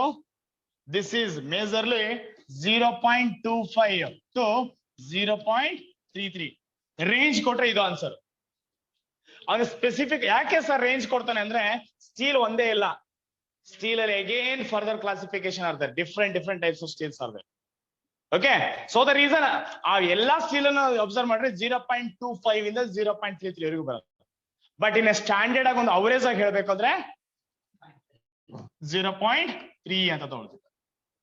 0.3 ಪಾಯ್ಸನ್ಸ್ ರೇಷಿಯೋ ಫಾರ್ ಸ್ಟೀಲ್ ಅಂತ ಕೇಳಿದ್ರೆ 0.3. ಇಲ್ಲ ಆಪ್ಷನ್ ಇದನ್ನ ಕೇಳಿದ್ರೆ ರೇಂಜ್ ಹಾಕ್ರಿ, ಇದಕ್ಕೆ ಹಾಕ್ರಿ. ಅದೇ ಅವನ ಸ್ಪೆಸಿಫಿಕ್ ವ್ಯಾಲ್ಯೂ ಕೊಟ್ರೆ 0.3. ಈ ಒಂದು ಮೈಲ್ಡ್ ಸ್ಟೀಲ್ ಅಂತ ಕೇಳೋ ಚಾನ್ಸ್ ಇರುತ್ತೆ 0.3. Mild steel 0.3. ಕಾಂಕ್ರೀಟ್ ಆದ್ರೆ 0.1 to 0.18. Concrete okay, 0.1 to 0.18. Rubber highest ಇರುತ್ತೆ, ರಬ್ಬರಿಗೆ ನೆನ್ಪಿಡ್ಕೋ, the rubber having highest Poisson's ratio, but elasticity, rubber having highest Poisson's ratio which is 0.45 to 0.5. 0.45 to 0.5, that is the Poisson's ratio of rubber. Okay, ಅದೇ concrete ಇದು caste iron ತಗೊಂಡ್ರೆ CI 0.23 to 0.27, 5 to 7. Yes. So dear friends, ನೀವು ಇಲ್ಲಿ ನೆನ್ಪಿಡ್ಕೋ, Poisson's ratio of rubber is more than that of steel or mild steel. ಅದೇ which is the highest elastic? Steel or rubber? Steel is a more elastic than the rubber. ಅದನ್ನೇ option ನೆನ್ಪಿಡ್ಕ. ಯಾಕೆ ಅಂತ ಹೇಳಿದ್ರೆ, ನಾನು ಒಬ್ಬನ ತಲೆ ಹೊಡೆದ್ರೆ ಏನಾಗ್ತದೆ, ಯಾವ್ದು ಮುಂಚೆ ಹೊಡಿತದೆ, ಯಾರು ಹಿಟ್ ಜಾಸ್ತಿ ಮಾಡ್ತಾರ ಹೋಗಿ ಹೇಳದ್ ಬಿಟ್ಬಿಟ್ರೆ, ಹಿಂಗ್ ಇಟ್ಕೊಂಡು ಹೇಳದ್ ಬಿಟ್ರೆ ಸ್ಪೀಡ್ ಹೋದ ಯಾರು, steel compared to rubber. Rubber ಹಿಂಗ್ ಹೊಡೆದ್ರೆ ಜಾಸ್ತಿ ಪೆಟ್ಟಾಗಲ್ಲ ಅವನಿಗೆ, ಸ್ಟೀಲ್ ಹೊಡೆದ್ರೆ ಜಾಸ್ತಿ ಪೆಟ್ಟಾಗಲ್ಲ. ಯಾಕೆ ರೀಸನ್, ದ ರಿಗೇನಿಂಗ್ ಇದೆಯಲ್ಲ, ರಿಗೇನ್ಸ್ ಇಸ್ ಮೋರ್, ಜಾಸ್ತಿ ಸ್ಪೀಡ್ ಆಗಿ ಹೋಗುತ್ತೆ, ರಿಟರ್ನ್ ಆಗುತ್ತೆ, ರಿಗೇನ್ಸ್ ಆಗುತ್ತೆ. That is what elasticity. Elasticity means regains back to its original shape or size, that is elasticity. So this is point ನ ಮೈಂಡ್ ಅಲ್ಲಿ ಇಟ್ಕೊಂಡಿರಿ. Question ನಾನು ಹೆಂಗ್ ಬೇಕಂಗೆ ರೈಸ್ ಮಾಡ್ಬೋದು. ಕೆಲವು ಕ್ವಶನ್ ಗೆ ಸರ್ ಪಾಠ ಮಾಡಿರ್ಲಿಲ್ಲ, ಆ ಕ್ವಶನ್ ಹೇಳಿರ್ಲಿಲ್ಲ, ಅವ್ಯಾವ ಥಿಂಕ್ ಮಾಡಕ್ಕಾಗಲ್ಲ. ನಿಮ್ದು ಬರೀ ಯಾವ್ದೋ ಒಂದು competitive exam like entrance exam ಅಲ್ಲ ಇದು. ಯಾವ್ದೋ ಹೈಯರ್ ಎಜುಕೇಶನ್ ಎಂಟ್ರೆನ್ಸ್ ಎಕ್ಸಾಮ್ ಅಂದ್ರೆ ಡೈರೆಕ್ಟ್ ಹೊಡ್ಬಿಡ್ತಾನೆ. ಮಿನಿಮಮ್ ಒಂದು 25 ಕ್ವಶನ್ ನೆನ್ಪಿಡ್ಕೊಬಿಡ್ರಿ. 20 question, I am sure 20 to 25 question ನೀವು ಯಾರು ಎಕ್ಸೆಪ್ಟ್ ಮಾಡಕ್ಕ, ಇನ್ಕ್ಲೂಡಿಂಗ್ ಮೀ. ನಾನು ಹೋದ್ರು ಎಕ್ಸೆಪ್ಟ್ ಮಾಡಕ್ಕಾಗಲ್ಲ, ಶಶಿಧರ್ ಸರ್ ಹೋದ್ರು ಎಕ್ಸೆಪ್ಟ್ ಮಾಡಕ್ಕಾಗಲ್ಲ. Understood right? ಬಟ್ ಇವೆಲ್ಲಾ ಓದ್ಕೊಂಡು ಹೋದಾಗ ಬೇರೆಕ್ಕಿಂತ ಬೆಸ್ಟ್ ಮಾಡ್ಕೊಳ್ಳೋದು. That is what competitive exam. 100%. First question ಉಲ್ಟಾ ಹೊಡಿಬಹುದು ರಜಾನಿಗೆ. ಫಸ್ಟ್ ಕ್ವಶನ್ ನೋಡಿದ ಕ್ವಶನ್ ಉಲ್ಟಾ ಹೊಡಿಬಹುದು. ಹೋಯ್ತು ಅಂತ ಹೇಳ್ಕೊಂಡು ಎಲ್ಲಿಗೆ ಸ್ಟಾಪ್ ಮಾಡಂಗಿಲ್ಲ. ಅದು ಹೋದ್ರೆ ಇನ್ನ 99 ಇದಾವೆ ಅಂತ ಮುಂದೆ ಹೋಗ್ಬೇಕು. ಅದು ಹೋದ್ರೆ 98 ಲೆಫ್ಟ್ ಅಂತ ಹೋಗ್ಬೇಕು ಮುಂದೆ. Understood right? ಲಾಸ್ಟ್ ಹೋಗೋ ತನಕ ಹೋಗ್ತಾನೆ ಇರ್ಬೇಕು. 100 ಪಾಸಿಟಿವ್ ಆಗಿ ಲಾಸ್ಟ್ ಕ್ವಶನ್ ಇರ್ಬೇಕು. ಯಾಕಂದ್ರೆ ನೀವ್ ಒಬ್ನಿಗೆ ಹೋಗಲ್ಲ, ಎಲ್ಲರಿಗೂ ಹೋಗುತ್ತೆ. ನೀವ್ ಒಬ್ನೇ ಫೇಲ್ಯೂರ್ ಆಗಲ್ಲ, ಅಲ್ಲಿ ಎಲ್ಲರೂ ಫೇಲ್ಯೂರ್ ಆಗಾರೆ. ನಿಮ್ಗೆ ಗೊತ್ತು ಎಷ್ಟು ಜನ ಅಪ್ಲಿಕೇಶನ್ ಹಾಕಿದ್ದಾರೆ? 8,000 ಜನ. ಸೀಟ್ ಇರೋದು ಎಷ್ಟು? 92. ಅರ್ಥ ಮಾಡ್ಕೊಡ್ರಿ. 8,000 ಜನದಲ್ಲಿ ಇಲ್ಲಿಂದ ಬದಿಟ್ಕೊಡ್ರಿ. ನಿಮ್ ರೂಮ್ ಇರೋದಲ್ಲ, ಕ್ಲಾಸ್ ರೂಮಾ, ಮಿನಿಮಮ್ 50 ಜನ ರೂಮ್ ಇದೆ ಅಂತ ಅಸಂಪ್ಷನ್ ಮಾಡ್ಕೊಂಡ್ರೆ, ಇಲ್ಲ ಲೆಟ್ ಮಿ ಅಸ್ಯೂಮ್ 100 ರೂಮ್ ಇದೆ ಅನ್ಕೊಂಡ್ರೆ ಬರೋದು 75 ಜನ. 75 ಜನ ಬರ್ಬೋದು ಅಷ್ಟೇ. ಓಕೆನಾ? 100 ಹೇಳ್ತಿರೋದು. 20 ಜನ ರೂಮ್ ಅಲ್ಲಿ 15 ಜನ ಮಾತ್ರ ಫಿಲ್ ಆಗೋದು. ಉಳ್ದೋ ಬರೋದಲ್ಲ, ಎಕ್ಸಾಮ್ ಅಲ್ಲಿಗೆ ಬರಲ್ಲ. ಅವ್ರು ಸಂಡೇ ಇನ್ನೂ ಬೇರೆ ಬಿಸಿ ಇರ್ತಾರೆ. ಸಂಡೇ ಅಂದ್ರೆ ಅವ್ರಿಗೆ ಗೊತ್ತು, ನಾನು ಹೋದ್ರೆ ಏನು ಮಾಡಕ್ಕಾಗಲ್ಲ, ನನ್ನ ಹತ್ರ ಏನು ಓದ್ಲಿಲ್ಲ ಅಂತ ಗೊತ್ತು. ನೀವು ಇನ್ನೊಂದು ವಿಚಾರ ಹೇಳ, ನಾನು ಒಪ್ಪನ ಫ್ಯಾಕ್ಟ್ ಹೇಳ. ನಾವೆಲ್ಲ ಅಡ್ವರ್ಟೈಸ್ಮೆಂಟ್ ಮಾಡಿದ್ವಿ ಸ್ಟಾರ್ಟಿಂಗ್ ಡೇಸ್ ಅಲ್ಲಿ, ಕರೆಕ್ಟಾ? BMRC ಕ್ಲಾಸ್ ಮಾಡ್ತೀವಿ, ಬುಕ್ಸ್ ಅವೈಲೇಬಲ್ ಇದೆ ಅಂತ. ಯಾವಾಗ ಮಾಡಿದ್ದು? April month. Yesterday also I got call, sir ಯಾವಾಗ ಹೊಸ ಬ್ಯಾಚ್ ಸ್ಟಾರ್ಟ್ ಮಾಡಿ? Yesterday also. Last 1 month in the ikade, I got minimum 400 to 500 plus calls. Sir, ಯಾವಾಗ ಹೊಸ ಬ್ಯಾಚ್ ಸ್ಟಾರ್ಟ್ ಮಾಡ್ತೀರಾ ನಾ ಜಾಯ್ನ್ ಆಗಿ. ಇದು ಫ್ಯಾಕ್ಟ್.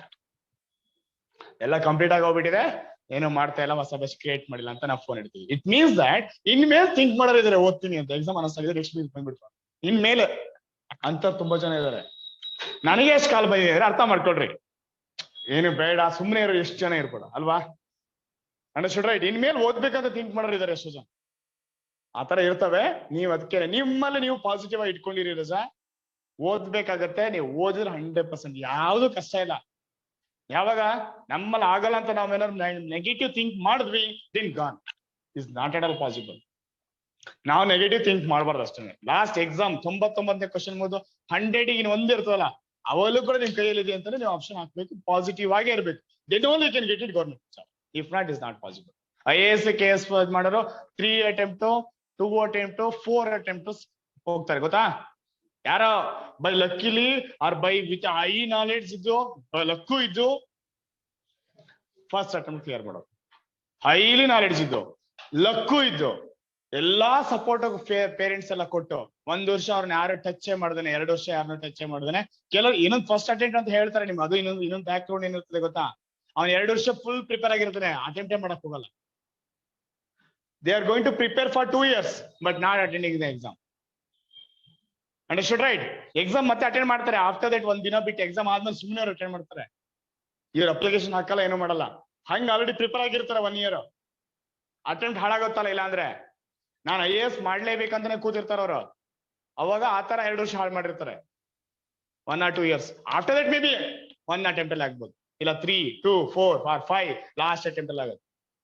ಓಕೆ, ಕೆಲವರಿಗೆ ಅದು ಗ್ರಾಚಾರ ಬಿಟ್ಟು ಅದು ಆಗಲ್ಲ. ಆಮೇಲೆ ಅದು FTA STA ಅಂತ ಗವರ್ಮೆಂಟ್ ಸೀಟ್ IAS KS ಆಗಲ್ಲ, ಬೇರೆ.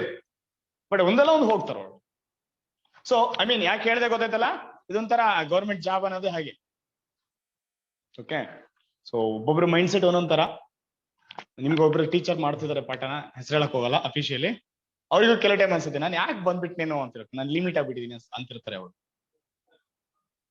BMRC ವರ್ಕ್ ಮಾಡ್ತಾರೆ ಅವ್ರು, ಕೆಲ ದಿನ ಹೇಳ್ತಿರ್ತಾರೆ ನನ್ಗೆ ಇದು ಲಿಮಿಟ್ ಆಗ್ಬಿಡ್ತು. ಏನ್ ಹೇಳು, ಸರ್ಟೆನ್ ಲಿಮಿಟ್ ಆಗ್ಬಿಡ್ತದೆ ಅಷ್ಟೇ. ಮಂತ್ ಅಲ್ಲಿ 1 ಲಕ್ಷ ಸಂಬಳ, that is limit again. Okay, ಒಬ್ಬೊಬ್ರ ಲೈಫ್ ಒಂದೊಂದ್ ತರ ಇರ್ತದೆ. ಸ್ಟಡಿ ಮಾಡ್ತಿದ್ರೆ ಸೀರಿಯಸ್ ಆಗಿ, don't neglect dear students.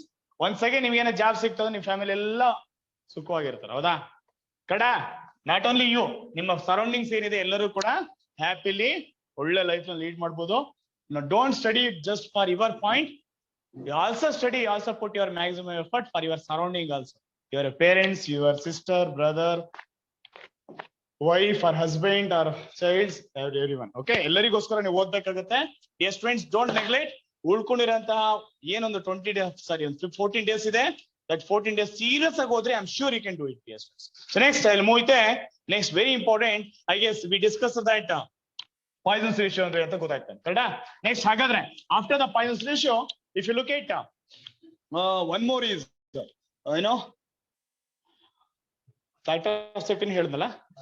Okay, so ಇನ್ನ ಒಂದು stress is directly proportional to strain ಅಂದೆ, ಕರೆಕ್ಟಾ. How to remove this? By applying a elastic constants. So that is stress is equal to E into epsilon.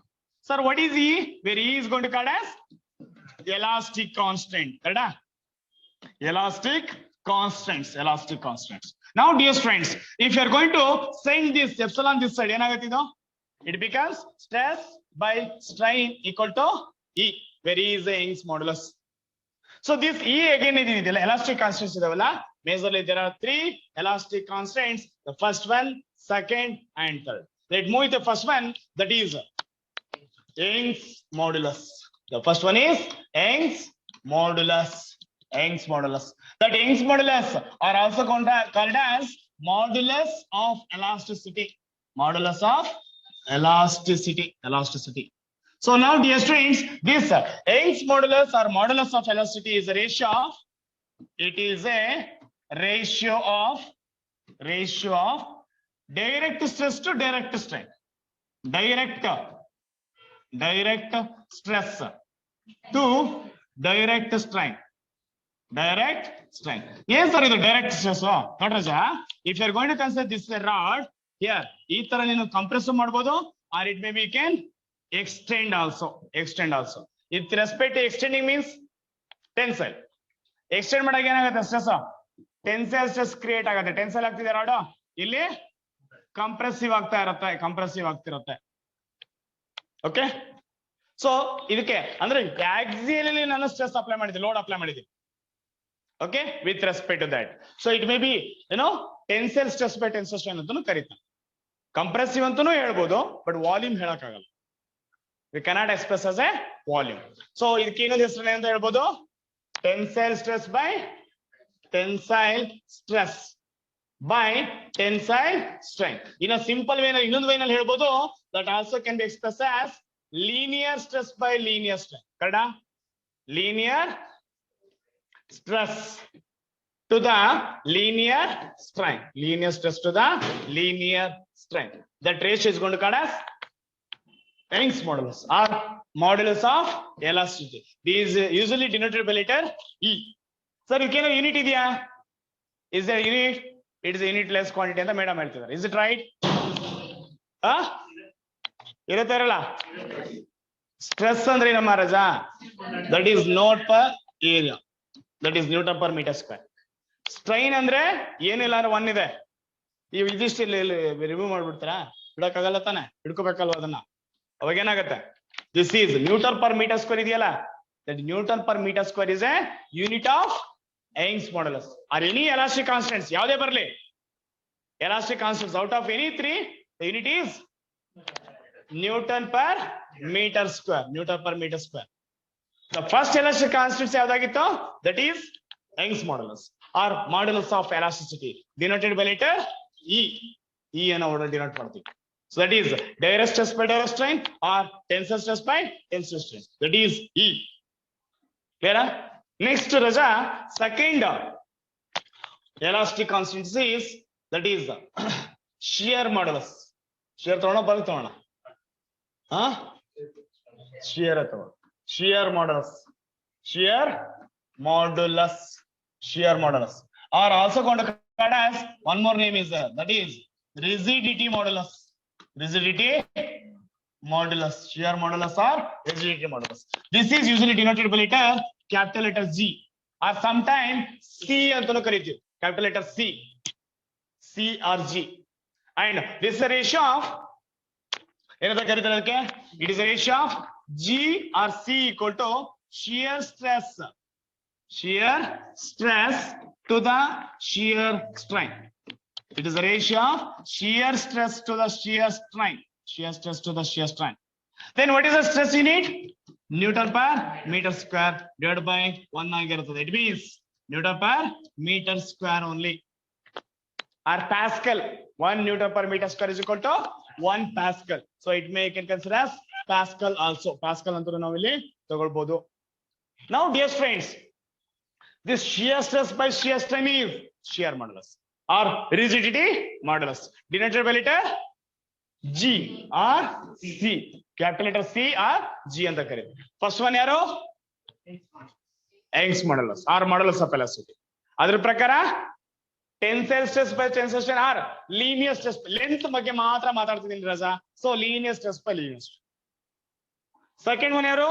That is shear modulus or rigidity modulus, which is the ratio of shear stress to shear strain. Next, the third one is that is bulk modulus. The bulk modulus. The bulk modulus usually denoted by letter K. K ನಾವು denote ಮಾಡ್ತೀವಿ. Then it is a ratio of the bulk modulus is a ratio of it is a ratio of direct stress. Direct ಅಂದ್ರೆ ಎಂತ ಹೇಳು? It may be compressive or it may be tensile. ಅಂದ್ರೆ compress ಅಂತ ತಗೊಳ್ತೀವಿ, usually compressive. Apply ಮಾಡ್ತಾ ಇದೀನಿ, direct material apply ಮಾಡ್ತಿದ್ದೀನಿ in axial direction. So direct stress to the volumetric strain. Volumetric strain. That ratio is going to called as bulk modulus K. So therefore, K is equal to direct stress to the volumetric strength. Okay. Now, what is direct stress? Which is sigma by volumetric strain epsilon suffix V. Again, illu koda, what is unit? Strain have no unit now. Then you can consider as Pascal or else Newton per meter square. All are same. Nothing change. Nothing different. That is bulk modulus. So there are three, types are here. Bere types ಗಳಿದಾವೆ. So first types ಬಂದ್ಬಿಟ್ಟು ಯಾವುದು? Young's modulus. Second one is shear modulus, and the third one is bulk modulus. So Young's, shear and bulk. So ಇವು ಮೂರಕ್ಕೂ ಮತ್ತೆ relationship ಇದೆ. Relationship ಮೇಲೆ ನಿಮಗೆ question ಕೇಳೋ chances ಇರುತ್ತೆ. ರಿಲೇಶನ್ಶಿಪ್ ಮೇಲೆ ಕ್ವಶನ್ ಕೇಳೋ ಯಾವ ತರ ಇರುತ್ತೆ? First relationship between first one ಯಾವುದು? Young's modulus and shear modulus G. E and G ಅಂತ ಬರ್ತೀನಿ. E ಅಂದ್ರೆ Young's modulus or modulus of elasticity. G ಅಂದ್ರೆ shear modulus or modulus of rigidity. So ಎರಡರ ಮಧ್ಯೆ ರಿಲೇಶನ್ಶಿಪ್ ಹೇಳಿ ನೋಡೋಣ. E equal to 2G into 1 plus mu ಅಷ್ಟೇನಾ? ನೀಟಾಗಿ ಅಬ್ಸರ್ವ್ ಮಾಡು.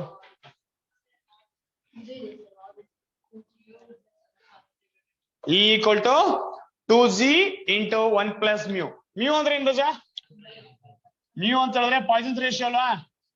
Poisson's ratio. The Poisson's ratio is denoted by letter mu, or also 1 by m ಅಂತ denote ಮಾಡ್ತೀವಿ. 1 by m also. ಈಗ 1 by m ಅಂತ ಡಿನೋಟ್ ಮಾಡೋದಾದ್ರೆ 2G into 1 plus 1 by m ಅಂತಾನು ಬರೀಬಹುದು. That is E. ಇವಾಗ mu ನ common ತಗೊಂಡ್ರೆ 2G into 1 by 1 plus 1 by m ಆಗುತ್ತಲ್ಲ ಆಕ್ಚುಲಿ. ಈಗ 1 ಗೆ ಮತ್ತೆ m ಗೆ ಇಲ್ಲ 1 ಇದೆ, 1 ಗೆ ಮತ್ತೆ m ಗೆ ತಗೊಂಡ್ರೆ LCM ತಗೊಂಡ್ರೆ m ಆಗಿಬಿಡುತ್ತೆ. m ಇಲ್ಲಿ ಬಿದ LCM. So m plus 1. So finally that m plus 1 ಇದೆಯಲ್ಲ, ಇದು ನ್ಯೂಮರೇಟರ್ ಇದೆ, ಒಂದು ಸಿಂಗಲ್ ಟರ್ಮ್ ಅನ್ಕೋಬಹುದು. ನೆಕ್ಸ್ಟ್, so that means ಈ m ನ ಈ ಕಡೆ ಕಳಿಸಿದ್ರೆ, if you send this denominator m ಈ ಕಡೆ ತಗೊಂಡ್ರೆ E into m. Correct Raja? So E into m will be equal to 2G into m plus 1. Or else this G form ಅಲ್ಲಿ ಬರಿಬೇಕು ಅಂದ್ರೆ E m ಆ 2 ನ ಈ ಕಡೆ ತಗೊಂಡ್ರೆ divided by 2. ಇದಿಷ್ಟು ಈ ಕಡೆ ತಗೊಂಡ್ರೆ which is m plus 1. That equal to G. So this is what? ಇದು with respect to G. E Young's modulus with respect to shear modulus. ಇದು shear modulus with respect to Young's modulus. ಎರಡರಲ್ಲಿ ಯಾವ್ದಾದ್ರು option ಕೊಡಬಹುದು. ಇದರ ಮೇಲೆ ನೀವು ತರವಾಗಿ ಇದೇ ತರನೇ ಇವೊಂದು we can write for E and K. ಕಡ ಇದು ನಾನು ಡಿರೈವ್ ಮಾಡಿದ್ದೆ, ನೀಟ್ ಡಿರೈವ್ ಮಾಡಿ ಹೇಳಿದ್ದೆ, ಸ್ವಲ್ಪ ಸ್ಪೀಡ್ ಆಗಿ ಹೇಳಿದೆ ಅಷ್ಟೇನೆ. ಕ್ಲಿಯರಾ? ಆಲ್ರೆಡಿ ನಾನು ಇದನ್ನ ಹೇಳಿದ್ರಿಂದ ರಿವಿಷನ್ ಮಾಡ್ತಿರೋದ್ರಿಂದ ಜಸ್ಟ್ ಅನ್ನು ಸ್ಪೀಡ್ ಆಗಿ ಹೇಳಿದೀನಿ. ಇದ್ರ ಮೇಲೆ ಪಿಚ್ ಮಾಡಿ ಕ್ವಶನ್ ಕೇಳುವ ಚಾನ್ಸಸ್ ಇರುತ್ತೆ, ತುಂಬಾ ಇದೆ. Next dear friends, another very important relationship is ಯಾವ relationship? Relationship of Young's modulus and bulk modulus K. Young's modulus ಮತ್ತೆ bulk modulus ಇವೆರಡರ ಮಧ್ಯೆ ಇರುವಂತ ರಿಲೇಶನ್ಶಿಪ್ ಏನು? That is Young's modulus and bulk modulus ಅಂತ ಬಂದಾಗ E equal to 3K into 1 minus 2 mu ಅಂತ. ಈಗ ಅದೇ mu ಜಾಗದಲ್ಲಿ m ಹಾಕಿದ್ರೆ 1 by m ಅಂತ ಹಾಕಿದ್ರೆ mu ಅಂದ್ರೆ ಏನು? Poisson's ratio which is nothing but 1 by m ಅಂತ ತಗೊಳ್ಬಹುದು. Usually we are going to denote it as 1 by m for mu. Now same ಇದನ್ನ ಹಾಗೆ ಎಕ್ಸ್ಪ್ರೆಸ್ ಮಾಡಿದ್ರೆ 3K into 1 minus 2 into 1 by m. So 3K into 1 minus 2 into 1 2 by m. Next 3K into m ನ common ತಗೊಂಡ್ರೆ ಈಗ multiply ಮಾಡ್ತಿರಲ್ವಾ, that is m minus 2 ಇಲ್ಲಿರೋದು E. ನೋಡಿ ಇದಿಷ್ಟು ಹೇಗ್ ಬೇಕಾದ್ರೂ ಒಂದು ಕ್ವಶನ್ ಕೇಳ್ಬೋದು. E equal to this option or E equal to this option. The relationship between Young's modulus and bulk modulus. ಅದೇ K ಫಾರ್ಮುಲಾ ಬರಿ ಅಂದ್ರೆ same formula K with respect ಬರಿ ಅಂದ್ರೆ K ಇಲ್ಲೇ ಇಟ್ಕೋ, ಉಳಿದೆಲ್ಲ ಆ ಕಡೆ ಕಳ್ಸ. ಏನಾಗುತ್ತೆ ಇಲ್ಲಿ ಡಿನಾಮಿನೇಟರ್ ನೋಡಿ M ಇದೆಯಾ, ಸಿಂಗಲ್ M ಇದೆಯಾ. If you send this side E into M whole divided by ಈ 3 ಆ ಕಡೆ ಬಂದಾಗ 3 ಡಿನಾಮಿನೇಟರ್ ಬಂತು. ಇಲ್ಲೇನಿದೆ M minus 2, that is M minus 2. ಈ ಕಡೆ ಉಳಿದಿದೇನೋ which is K. Okay. Or else K equal to M E whole divided by 3 into M minus 2. So ಈ option ಕೊಡ್ಬೋದು. ಎಲ್ಲ ರಿಲೇಶನ್ಶಿಪ್ ಅಂತ ಕರೀತೀವಿ. So that is relationship between E and K. E and K. Clear? Next, last relationship, that is relationship between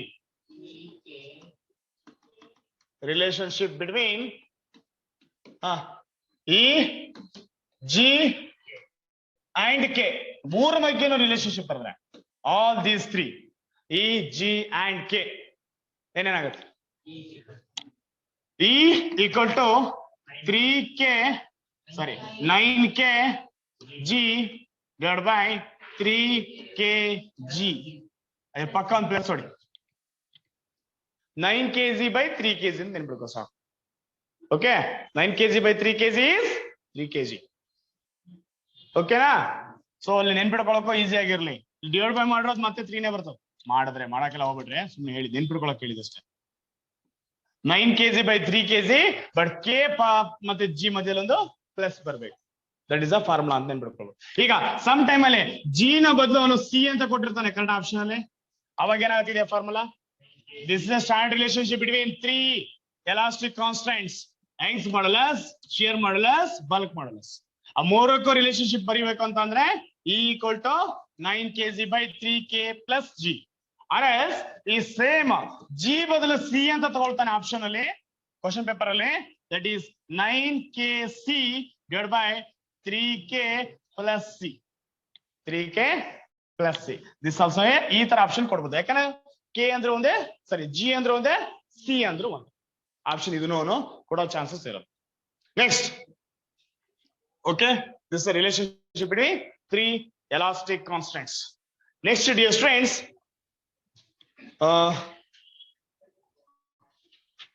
ಅದು thermostat fine ಅದನ್ನ ಅಂತ ಒಂದಿಲ್ಲ. Next, I'll proceed with CG and moment of inertia. Okay, CG and moment of inertia. CG ಅಂದ್ರೇನು? Center of gravity. Center of gravity. And the moment of inertia. Moment of inertia. ಇದನ್ನ I ಅನ್ನ ಒಡಲೆ denote ಮಾಡ್ತೀವಿ. CG ನ CG ಅಂತ ಬರೀತಾರೆ. Okay, CG and I ಅಂತ ಕರೀತಾರೆ. CG and moment of inertia I, MI. ಏನ್ ಸರ್ ಇದು CG and I? So CG ಅಂತ ಹೇಳಿದ್ರೆ, dear students, if you are going to consider any body, center of gravity ಅಂತ ಹೇಳಿದ್ದೀನಿ ಕನ್ನಡ. ಸೊ ನೋಡಿ Raja, if you are going to consider this a body, okay, this is a body. The body center is, let me consider there is a body center. ಹೀಗೆ ಬರ್ಬೋದಾ? ಇದು ಯಾವ್ದೋ irregular shaped body ಯಾವ್ದೋ shape ಅಲ್ಲಿ ಇದೆ, ಇದು irregular shape. Suppose if you are going to consider this is a body, ಯಾವ shape ಅಲ್ಲಿ ಇದೆ ಇದು? ರೆಕ್ಟಾಂಗಲ್. ರೆಕ್ಟಾಂಗಲ್ ಬಾಡಿಗೆ ಸೆಂಟರ್ ಪಾಯಿಂಟ್ ಹೇಳೋ ಅಂದ್ರೆ ಎಕ್ಸಾಕ್ಟ್ ಆಗಿ ಇಲ್ಲಿ ಹೇಳ್ಬೋದು, ಇದೇ ಸೆಂಟರ್ ಪಾಯಿಂಟ್ ಸರ್ ಅಂತ ಹೇಳ್ತಾರೆ ಕರೆಕ್ಟಾ? ಅದೇ ನಾನು ಇವಾಗ ಇನ್ case of A triangle shape ಅಲ್ಲಿ ಇದ್ರೆ, somewhere you can say this is the center point sir. Kada, suppose for this body center point ಹೇಳು ಅಂದ್ರೆ ಎಕ್ಸಾಕ್ಟ್ ಆಗಿ ಎಷ್ಟು ಲೆಂತ್ ಇದೆ ಸೆಂಟರ್ ಇದ್ರೆ ಸೆಂಟರ್ ಪಾಯಿಂಟ್ ಬರುತ್ತಾ? ಬರಲ್ಲ. ಎರಡು ಪಾಯಿಂಟ್ ಅಲ್ಲಿ ಹೇಳ್ತೀವಿ ನಾವು. Centre of gravity we are going to discuss in a two different way. One is with respect to weight center, another is with respect to geometrical center. ಅರ್ಥ ಆಗ್ತಿದ್ಯಾ? Geometrical ಸೆಂಟ್ರಿಗೂ ಮತ್ತೆ weight ಸೆಂಟ್ರಿಗೂ difference ಇದೆ. ಏನು weight ಸೆಂಟ್ರಿಗೂ ಮತ್ತೆ geometrical ಸೆಂಟ್ರಿಗೂ difference? ಏನ್ difference? Water bottle ಕೊಡೋಣ. Suppose observe, this is a water bottle. In this water bottle ಏನಾಗಿದೆ? Here is a sum of the standard dimension. ಇಲ್ಲಿ ಬಂದಾಗ ರೆಡ್ಯೂಸ್ಡ್ ಕ್ರಾಸ್ ಸೆಕ್ಷನ್ ಇದೆ. ಇದು ಲೆಂತ್ ವೈಸ್ ಅಲ್ಲಿ ಹೇಳಿದಾರೆ, ಸೆಂಟ್ರಿ ಕರೆಕ್ಟ್ ಇಲ್ಲಿಂದ ಲೆಂತ್ ತಗೊಂಡ್ಬಿಟ್ಟು ಸೆಂಟ್ರಿ ಇಟ್ಟರೆ that is geometrical centre. Geometrical centre. ಅದೇ ನಿಮ್ಗೆ ವೆಯ್ಟ್ ಸೆಂಟ್ರಿಗೆ ಹೇಳಿದ್ರೆ ನಿಂತ್ಕೊಳ್ಳೋದಲ್ಲಿ ನೀವು ಸೆಂಟ್ರಿ ಹಿಂಗ್ ಇಟ್ರೆ ಹಿಂಗೆ ಹಿಂಗೆ ಆಗುತ್ತೆ. ಕರೆಕ್ಟಾ? ಸೊ ನೋಡು, ಅದೇ ನಾವು ಸೆಂಟ್ರಿಗೆ ಇಟ್ರೆ ನಿಂತ್ಕೊಳ್ಳೋದೆ. ಯಾವಾಗ ವೆಯ್ಟ್ ಸೆಂಟ್ರಿಗೆ ಇಟ್ರೆ ಕರೆಕ್ಟ್ ನಿಂತ್ಕೊಳ್ಳೋದು, ಎರಡು ಬ್ಯಾಲೆನ್ಸಿಂಗ್. ಅದೇನೋ ಜಿಯೋಮೆಟ್ರಿಕಲ್ ಸೆಂಟರ್ ಅಂದ್ರೆ ಸ್ವಲ್ಪ ಈ ಕಡೆ ಬರ್ಬೇಕು, ಅವಾಗ ಏನಾಯ್ತು ಬಡಿಂಗ್ ಆಗುತ್ತೆ. ರೀಸನ್ ಯಾಕೆ ಈಗ ಹೋಯ್ತು? ವೆಯ್ಟ್ ಈ ಕಡೆ ಜಾಸ್ತಿ ಇದೆ, ಈ ಕಡೆ ಕಡಿಮೆ ಆಯ್ತು. So that center of gravity we are going to define with respect to two criteria. One is weight center, another one is geometrical center. ಅರ್ಥ ಆಗ್ತಿದೆ ರಾಜಾ? ಸಪೋಸ್ ನೀನು ಒಂದ್ ವೇಳೆ weight center ಬಗ್ಗೆ ಮಾತಾಡ್ತೀನಿ ಅಂತಂದ್ರೆ, the body weight is assumed to be concentrated about a point. ಯಾವುದೋ ಒಂದು ಪಾಯಿಂಟ್ ಅಲ್ಲಿ whole body weight is to be concentrated. Body weight or mass is to be concentrated. ಒಂದ್ ವೇಳೆ ನೀನು ಮಾಸ್ ನ ಕಾನ್ಸಂಟ್ರೇಟ್ ಮಾಡಿ ಮಾತಾಡಿದ್ರೆ ಅಥವಾ ವೆಯ್ಟ್ ನ ಕಾನ್ಸಂಟ್ರೇಟ್ ಮಾಡಿ ಮಾತಾಡಿದ್ರೆ, that is going to called as centre of gravity. ಏನಂತ ಕರೀತೀರಾ? Centre of gravity. Only geometrical centre ಬಗ್ಗೆ ಮಾತಾಡಿದ್ರೆ, ಈಗ ಜಿಯೋಮೆಟ್ರಿಕಲ್ ಸೆಂಟರ್ ಅಂದ್ರೆ ಈ ತರ ಇದೆ, ಇಲ್ಲಿ ಮಾತ್ರ. ಸಪೋಸ್ ನಾವು there is a rod here, ಇದನ್ನ ಬೈ 2 ಮಾಡಿದ್ರೆ ಸೆಂಟ್ರಿ ಬರ್ತಾರೆ ಕಡ, ಇಷ್ಟು ಮಾತ್ರ ಹೇಳಿದ್ರೆ ಪ್ಲೇನ್ ಫಿಗರ್. ಇದು ಈ ಪ್ಲೇನ್ ಫಿಗರ್ ಸೆಂಟರ್ ಬಗ್ಗೆ ಮಾತಾಡಿದ್ರೆ ಸೆಂಟ್ರಾಯ್ಡ್ ಅಂತ ಕರೀತೀವಿ. ಸೆಂಟ್ರಾಯ್ಡ್. ಏನ್ sir centroid centre of gravity difference? Centroid is just a geometrical center of the body. Geometrical center of the body is going to call as centroid. In which mass of the body is considered, or weight of the body consideration might be the discussion madre, that is center of gravity. Gravitation force ನಲ್ಲಿ point out ಮಾಡ್ತೀರಾ, mass ನ point out ಮಾಡಿರ್ತೀರಾ, consider ಮಾಡಿರ್ತೀರಾ, or weight consideration ಮಾಡಿ ಮಾತಾಡ್ತೀರಾ. That is the difference between CG as well as center of gravity. Sorry, centroid. CG ಅಂದ್ರೆ centre of gravity, centre of gravity centroid ಇಗಿರಂತ major difference. ಅದ್ರ ಮೇಲೆ question ಹೊಡಿಬಹುದು. Okay, definition ಬರಿಬೇಕಾ? ಅಡೆ ಬುಕ್ ಇದೆಯಲ್ಲ. Center of gravity is a point which whole mass of the body is considered to be concentrated. Kada? Whole mass of the body is considered to be concentrated. Body is considered to be concentrated. It is a point at which object can be suspended and be in perfect equilibrium in condition. A body ಏನಾಗಿರುತ್ತೆ, whole body, and about that point it is in perfect equilibrium in condition. Equilibrium in condition. That is CG, center of gravity. If the body in which geometrical center is considered, geometrical ಅಂದ್ರೆ rectangle ಬಂದ್ರೆ ಇಲ್ಲಿ ಬರುತ್ತೆ, triangle ಬಂದ್ರೆ ಇದ ಇರುತ್ತೆ, ಅದೇ ಟ್ರೆಪಿಸಾಯ್ಡ್ ಬಂದ್ರೆ ಇಲ್ಲೆಲ್ಲೋ ಬರುತ್ತೆ, ಹೀಗಿರುತ್ತೆ ಈ ಪಾಯಿಂಟ್. Understood right? ಅಂದ್ರೆ ಈ ಪಾಯಿಂಟ್ ಅಲ್ಲಿ ಹೀಗೂ ಹೇಳ್ಬೋದು, ಸ್ವಲ್ಪ ಮೇಲ್ ಬರುತ್ತೆ. ವೆಯ್ಟ್ ಅಂತ ಬಂದಾಗ ಇಲ್ಲಿ ಬರುತ್ತೆ. ಈ ತರ ಹೇಳೋದ್ ಕೆಲ ಕರಿತೀವಿ ಸೆಂಟ್ರಾಯ್ಡ್. ಸೆಂಟ್ರಾಯ್ಡ್ ಯಾವ್ದು ತಗೊಳ್ತೀಯ sir? 2 dimensional body. 2 dimensional body ಅಂದ್ರೆ ಪ್ಲೇನ್ ಫಿಗರ್. ಇದು ನೋಡು, ಇವಾಗ ಇಷ್ಟು ಮಾತ್ರ ಹೇಳಿದ್ರೆ ಎಷ್ಟಿದೆ ಇದು? ಏರ್ ಇಸ್ ದ ಸೆಂಟ್ರಿಗೆ ಹೇಳೋಣ, ಹಿಂಗ್ ಡಯಾಗನಲ್ ಹೊಡೆದ್ಬಿಟ್ಟು ಸೆಂಟ್ರ್ ಹೇಳ್ಬಿಡ್ತೀಯ. ಬಾಡಿ ಸೆಂಟ್ರ್ ಹೇಳೋ ಅಂದ್ರೆ ಹೋಲ್ ಬಾಡಿ ಅಂತ ಬಂದಾಗ 3 dimension ಆಗ್ಬಿಡ್ತಿದೆ. ಈ ಡೈಮೆನ್ಷನ್, ದಿಸ್ ಡೈಮೆನ್ಷನ್ ಎಲ್ಲ ತಗೊಳ್ಬಿಡ್ತೀವಿ. ಥಿಕ್ನೆಸ್ ತಗೊಳ್ಬೇಕು, ವಿಡ್ತ್ ತಗೊಳ್ಬೇಕು, ಇದನ್ನು ತಗೊಳ್ತೀವಿ. ಕರೆಕ್ಟಪ್ಪ? ಸೊ ಅವಾಗ ಏನಾಯ್ತಿದ್ದು 3 dimension body, weight of the body consideration ಆಗುತ್ತೆ. Okay, that is centroid. So next, dear friends, another, this center of gravity for a different plane figure are important. But a centroid ಕೇಳೋರು ಇದ್ರ ಮೇಲೆ ನಾನು highlight ಮಾಡಿದೀನಿ. ಬೇರೆ ಬೇರೆ point ಇದು, suppose rectangle ಆಗಿರ್ಬೋದು, ಸ್ಕ್ವೇರ್ ಆಗಿರೋದ್ರ ಬಗ್ಗೆ ಸ್ವಲ್ಪ ಬುಕ್ ಅಲ್ಲಿ ಇದೆ, ಹಾಗೆ ಅಬ್ಸರ್ವ್ ಮಾಡಿ. ನಾನು ಜಾಸ್ತಿ ಹಿಟ್ ಮಾಡಕ್ ಹೋಗಲ್ಲ. ಅಲ್ಲಿ ಕ್ವಶನ್ ಸಪರೇಟ್ ಆಗಿ ಕೇಳುವಂತ ಚಾನ್ಸಸ್, ಕೇಳಲ್ಲ ಅಂತ ಹೇಳಕ್ ಆಗಲ್ಲ, ಕೇಳಿದ ಕ್ವಶನ್ ಪೇಪರ್ ಅಲ್ಲಿ ಕೇಳಬಹುದು. Please observe that. ನೆಕ್ಸ್ಟ್, ಇನ್ನೊಂದು ಮೂಮೆಂಟ್ ಆಫ್ ಇನರ್ಷಿಯಾ. ಏನ್ sir moment of inertia? Now, dear students, if my head is here, this about ಇದು ಎಲ್ಲಿಗೆ ಫಿಕ್ಸ್ ಆಗಿರೋದು? By the neck. ನಾನು ಹಿಂಗ್ ಮಾಡ್ಬೋದಾ? ಹೀಗಾದಾಗ ಏನಾಯ್ತು? This whole is this my head is a one unit. This unit is fixed by this here. ಇವಾಗ ಹಿಂಗಂದ್ರೆ ಏನಾಯ್ತು? About this structure movement ತಗೊಳ್ತದೆ. ಕರೆಕ್ಟಾ? ಮೂಮೆಂಟ್ ಆಯ್ತಾ ಇಲ್ಲ? ಇವಾಗ here there is a body. In this body, about any plane axis, let me consider A, where A ಅನ್ನೋದು plane ಅನ್ಕೊಳ್ರಿ. Here is the center of gravity of the body is CG. where CZ is a center of gravity of the body. If this body, if it is about a distance x ಅಂತ ತಗೋಣ, ಇಲ್ಲಿಂದ ಇಲ್ಲಿಗಿರೋ distance ಏನು x, where x is a distance. X is a distance and area of the body is, or CZ of the body about this point. ಈ ಬಾಡಿಗೆ ಇಲ್ಲಿಂದ ಇಲ್ಲಿರೋದು ಏನೋ mass ಏನಾಗಿರುತ್ತೆ, let's call it as m. Or else same mass of the body we are going to express with respect to area means a. If it is m, moment of inertia or I is a product of a mass of the body, product of mass of the body and distance square about a considered axis, distance square. If the mass of the body is considered to be same as with respect to area, ಎಷ್ಟು mass ಇದೆಯೋ ಅದನ್ನ ನಾವು one unit mass I am going to consider as 1 unit area. ಒಂದೊಂದು same ಆದ್ರೆ, if you are going to consider with respect to area, then this will become area into distance square. Area into distance square. What is the unit of area? Meter. Which is meter or millimeter square. So millimeter square, square of the unit into distance also in millimeter, but distance square in the millimeter square. Then what is the unit of I? Millimeter square into millimeter square, which becomes millimeter to the power of 4. Millimeter to the power of 4. That is a unit of moment of inertia. Okay. ಇದನ್ನ with respect to mass ಅಲ್ಲಿ ಹೇಳ್ತೀನಿ ಅಂದ್ರೆ ರಜಾ, ಇದು kg into millimeter square ಆಗುತ್ತೆ. ಕರೆಕ್ಟಾ? ಯಾವಾಗ? with respect to mass or weight of the body ಮೇಲೆ ಹೇಳೋದು. ಅದೇ ಒಂದು ವೇಳೆ with respect to area ಮೇಲೆ ಡಿಸ್ಕಷನ್ ಮಾಡ್ತೀನಿ ಅಂತಂದ್ರೆ then millimeter to the power of 4. ಯಾಕೆ ಸರ್ ಏರಿಯಾ ಹೇಳ್ತಾರೆ? The mass and area both are directly ನಿಮ್ಗೆ related ಆಗಿರೋ, correlation. So the reason we can express with respect to area.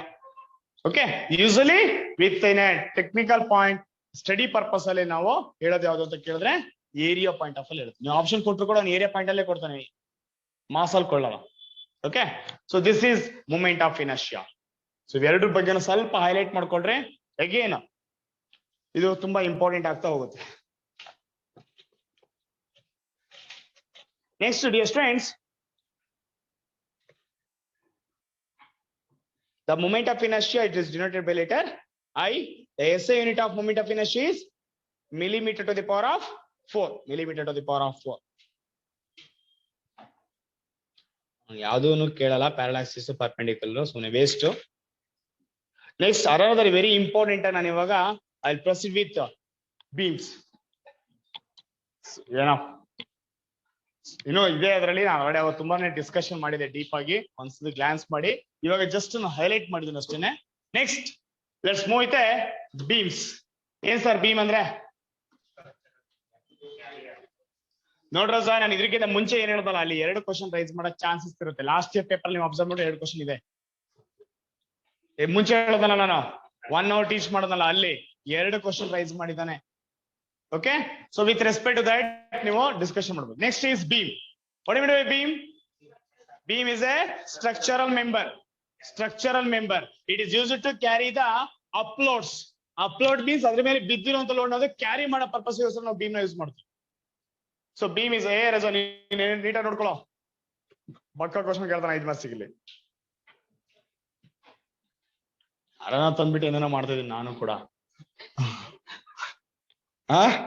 Okay.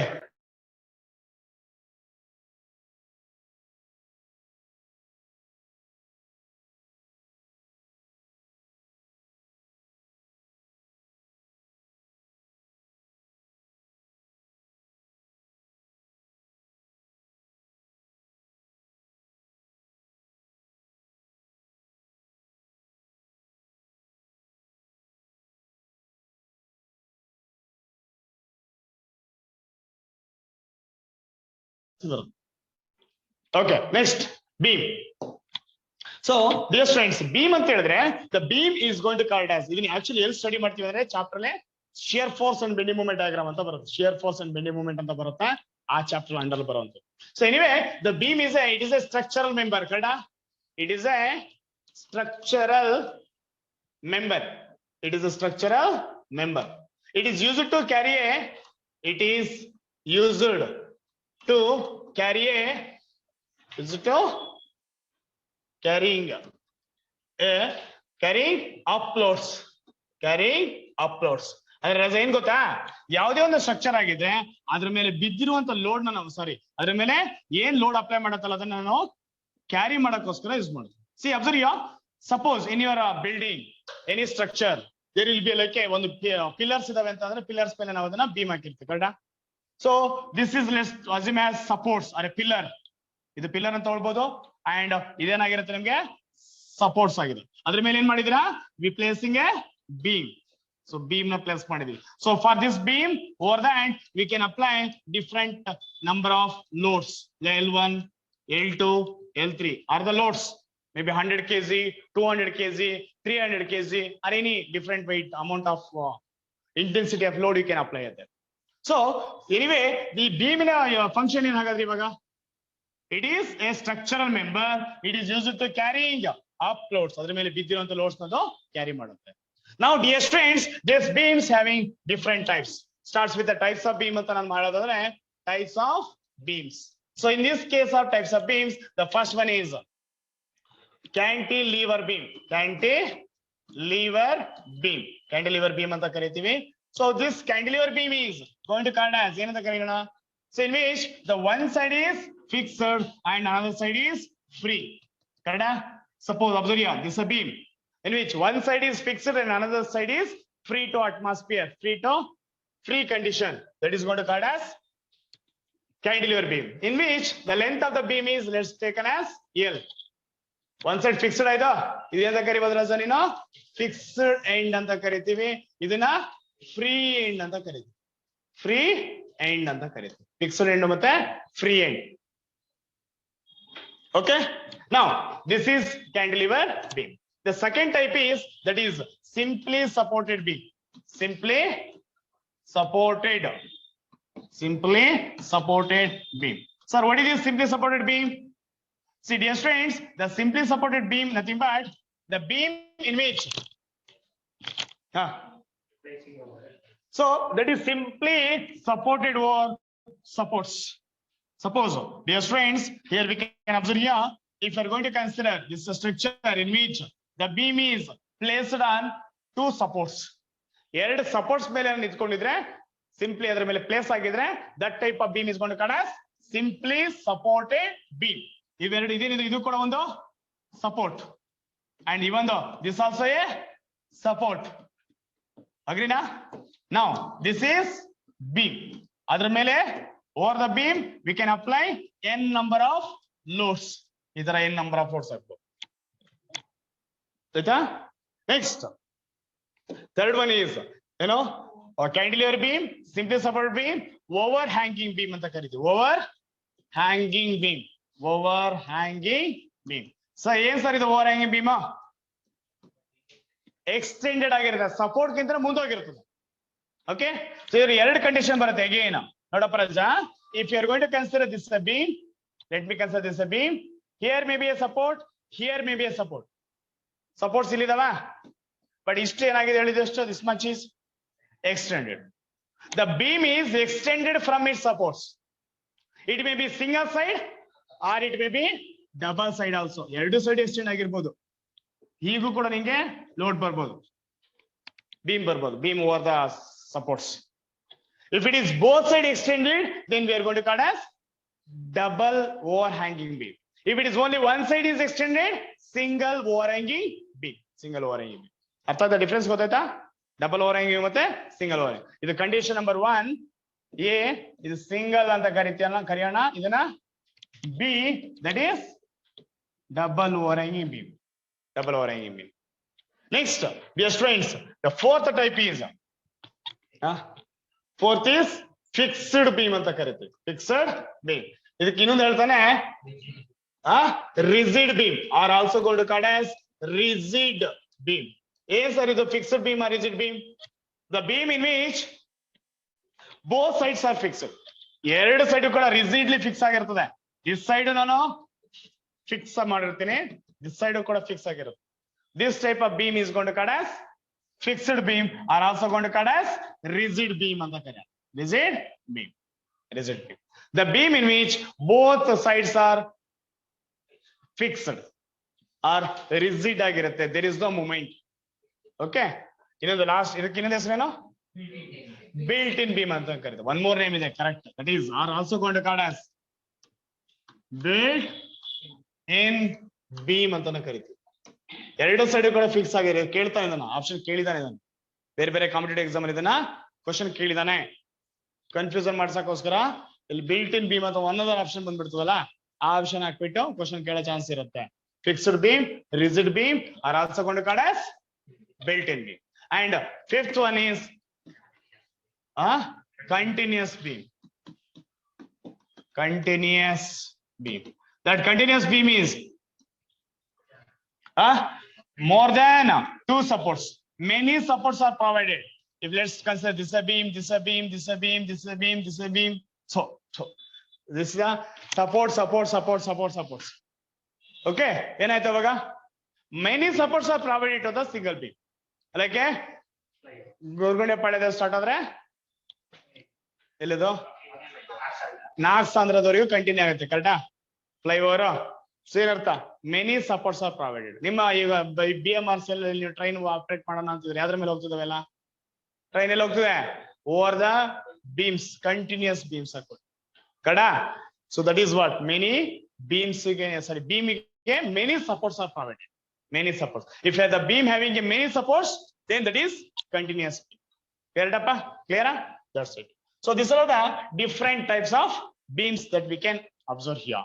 Next is ಏನಕ್ಕೋಸ್ಕರ beam use ಮಾಡ್ತಿದ್ಯಾ? The function of beam is to carrying a upload. ಅದ್ರ ಮೇಲೆ ಬಿದ್ದಿರೋಂತ load ನ carry ಮಾಡಕ್ಕೋಸ್ಕರ beam use ಮಾಡ್ತಿರೋದು. If you are going to think in that way, there are different types of loads are coming to picture. ಬೇರೆ ಬೇರೆ types of loads ಬರುತ್ತೆ. So ಹಾಗಾದ್ರೆ first types of loads ಯಾವ್ದು load ಇದೆ? Let me consider first one is suppose in case of a cantilever beam ಒಂದು example ತಗೋಣ. Over that only one point ಅಲ್ಲಿ the load is acts on a only single point, that is going to called as ಎಂತ ಕರೀತೀರಾ? Point load ಅಂತ ಕರೀತಾರೆ. First one is point load. The point load is also going to called as concentrated load. Concentrated load. Point load ಗೆ ಇನ್ನೊಂದು ಹೆಸರು concentrated load. Let's take an as consider this structure. ಈ ತರ ಅಂತ ನೋಡ್ರಿ. There is a cantilever beam. One side is fixed, another side is free. About this point, the load is applied. This is the length of the beam is L. The load is acted in a single point, which is concentrated about a point. About a point. Understood, right? One point ಅಲ್ಲಿ concentrate ಆಗಿದೆ. Or else, no sir, I'm going to consider simple solid beam andre ತಗೊಳ್ಬೋದಲ್ಲ ಈಗ? The load may be here. About one point ಅಲ್ಲಿ load ಬಿದ್ದಿದೆ. That is P. That is P. The load is acted in a single point. That is P. Clear? So this is point load or also going to called as concentrated load. Next one is dear friends. ಅರ್ಥ ಆಯ್ತಲ್ಲ ಇರಲೇ? ಒಂದೇ point ಅಲ್ಲಿ load ಬಿದ್ರೆ point. Next suppose ಎಲ್ಲಾ ಕಡೆನೂ ಕೂಡ same spread ಆಗಿದ್ರೆ load intensity UDL, uniformly distributed load.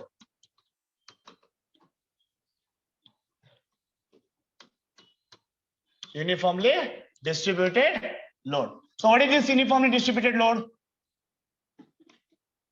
The uniformly distributed load means the load that is usually called as UDL anta kariತೀವಿ. UDL anta ಕರೀತೀರಾ? That is, suppose if you are going to consider this the beam, okay, here is the structure of beam in which the load intensity is spread over the beam. Same intensity ಎಲ್ಲಾ ಕಡೆನೂ ಇದ್ರೆ ಇಲ್ಲಿ ನಿಮಗೆ ಈ ತರ ಹೇಗೆ express ಮಾಡ್ತೀವಿ ಅಂದ್ರೆ load W per unit length ಅಂತ ಕರಿತೀವಿ. ಏನು ಅರ್ಥ ಇದ್ರದ್ದು? Load per unit length, that is same across the throughout the beam. Throughout the beam ಅಲ್ಲಿ ಎಲ್ಲಾ ಕಡೆನೂ ಕೂಡ ಸೇಮ್ ಇಂಟೆನ್ಸಿಟಿ ಆಫ್ ಲೋಡ್ ಇರುತ್ತೆ. Okay Naraza? That is going to cut as load per unit length. Load per unit length.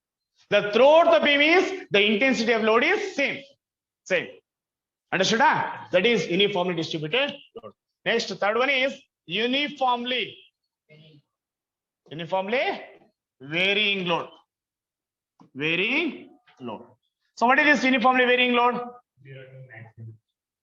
From one point in the ಮತ್ತೊಂದು ಪಾಯಿಂಟ್ಗೆ ಜಾಸ್ತಿ ಆಗಿರುತ್ತೆ. But it is increasing in a proportional way. Okay, varying ಆಗೋದು ಕೂಡ ಸುಮ್ಮನೆ ಒಂದು ಜಾಸ್ತಿ ಆಗೋದು ಕಡಿಮೆ ಹೀಗೆ ಹೋಗಲ್ಲ. It's in a straight manner. I mean, inclined in manner. Like, suppose if you are going to consider, here is a beam. Let me assume this is a beam. This is supported at two ends. Now, dear friends, about this point, is running load. Okay, na? So, here is illindilige load about from one point to another point, the intensity of load is go on increase. illinda heladare A point in a B another increase. If it is B to heladare decrease. But whatever it is, ಇದಕ್ಕೆ ಇನ್ನೊಂದು ಹೆಸರಿದೆ, triangle load ಅಂತ ಕರೀತಾರೆ.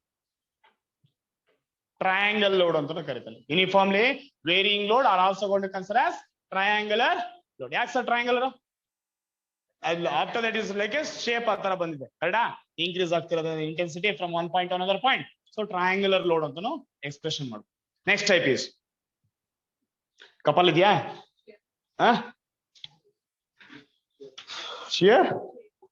Shear force and bending moment. ಏನ್ shear force and bending moment ಅಂದ್ರೆ?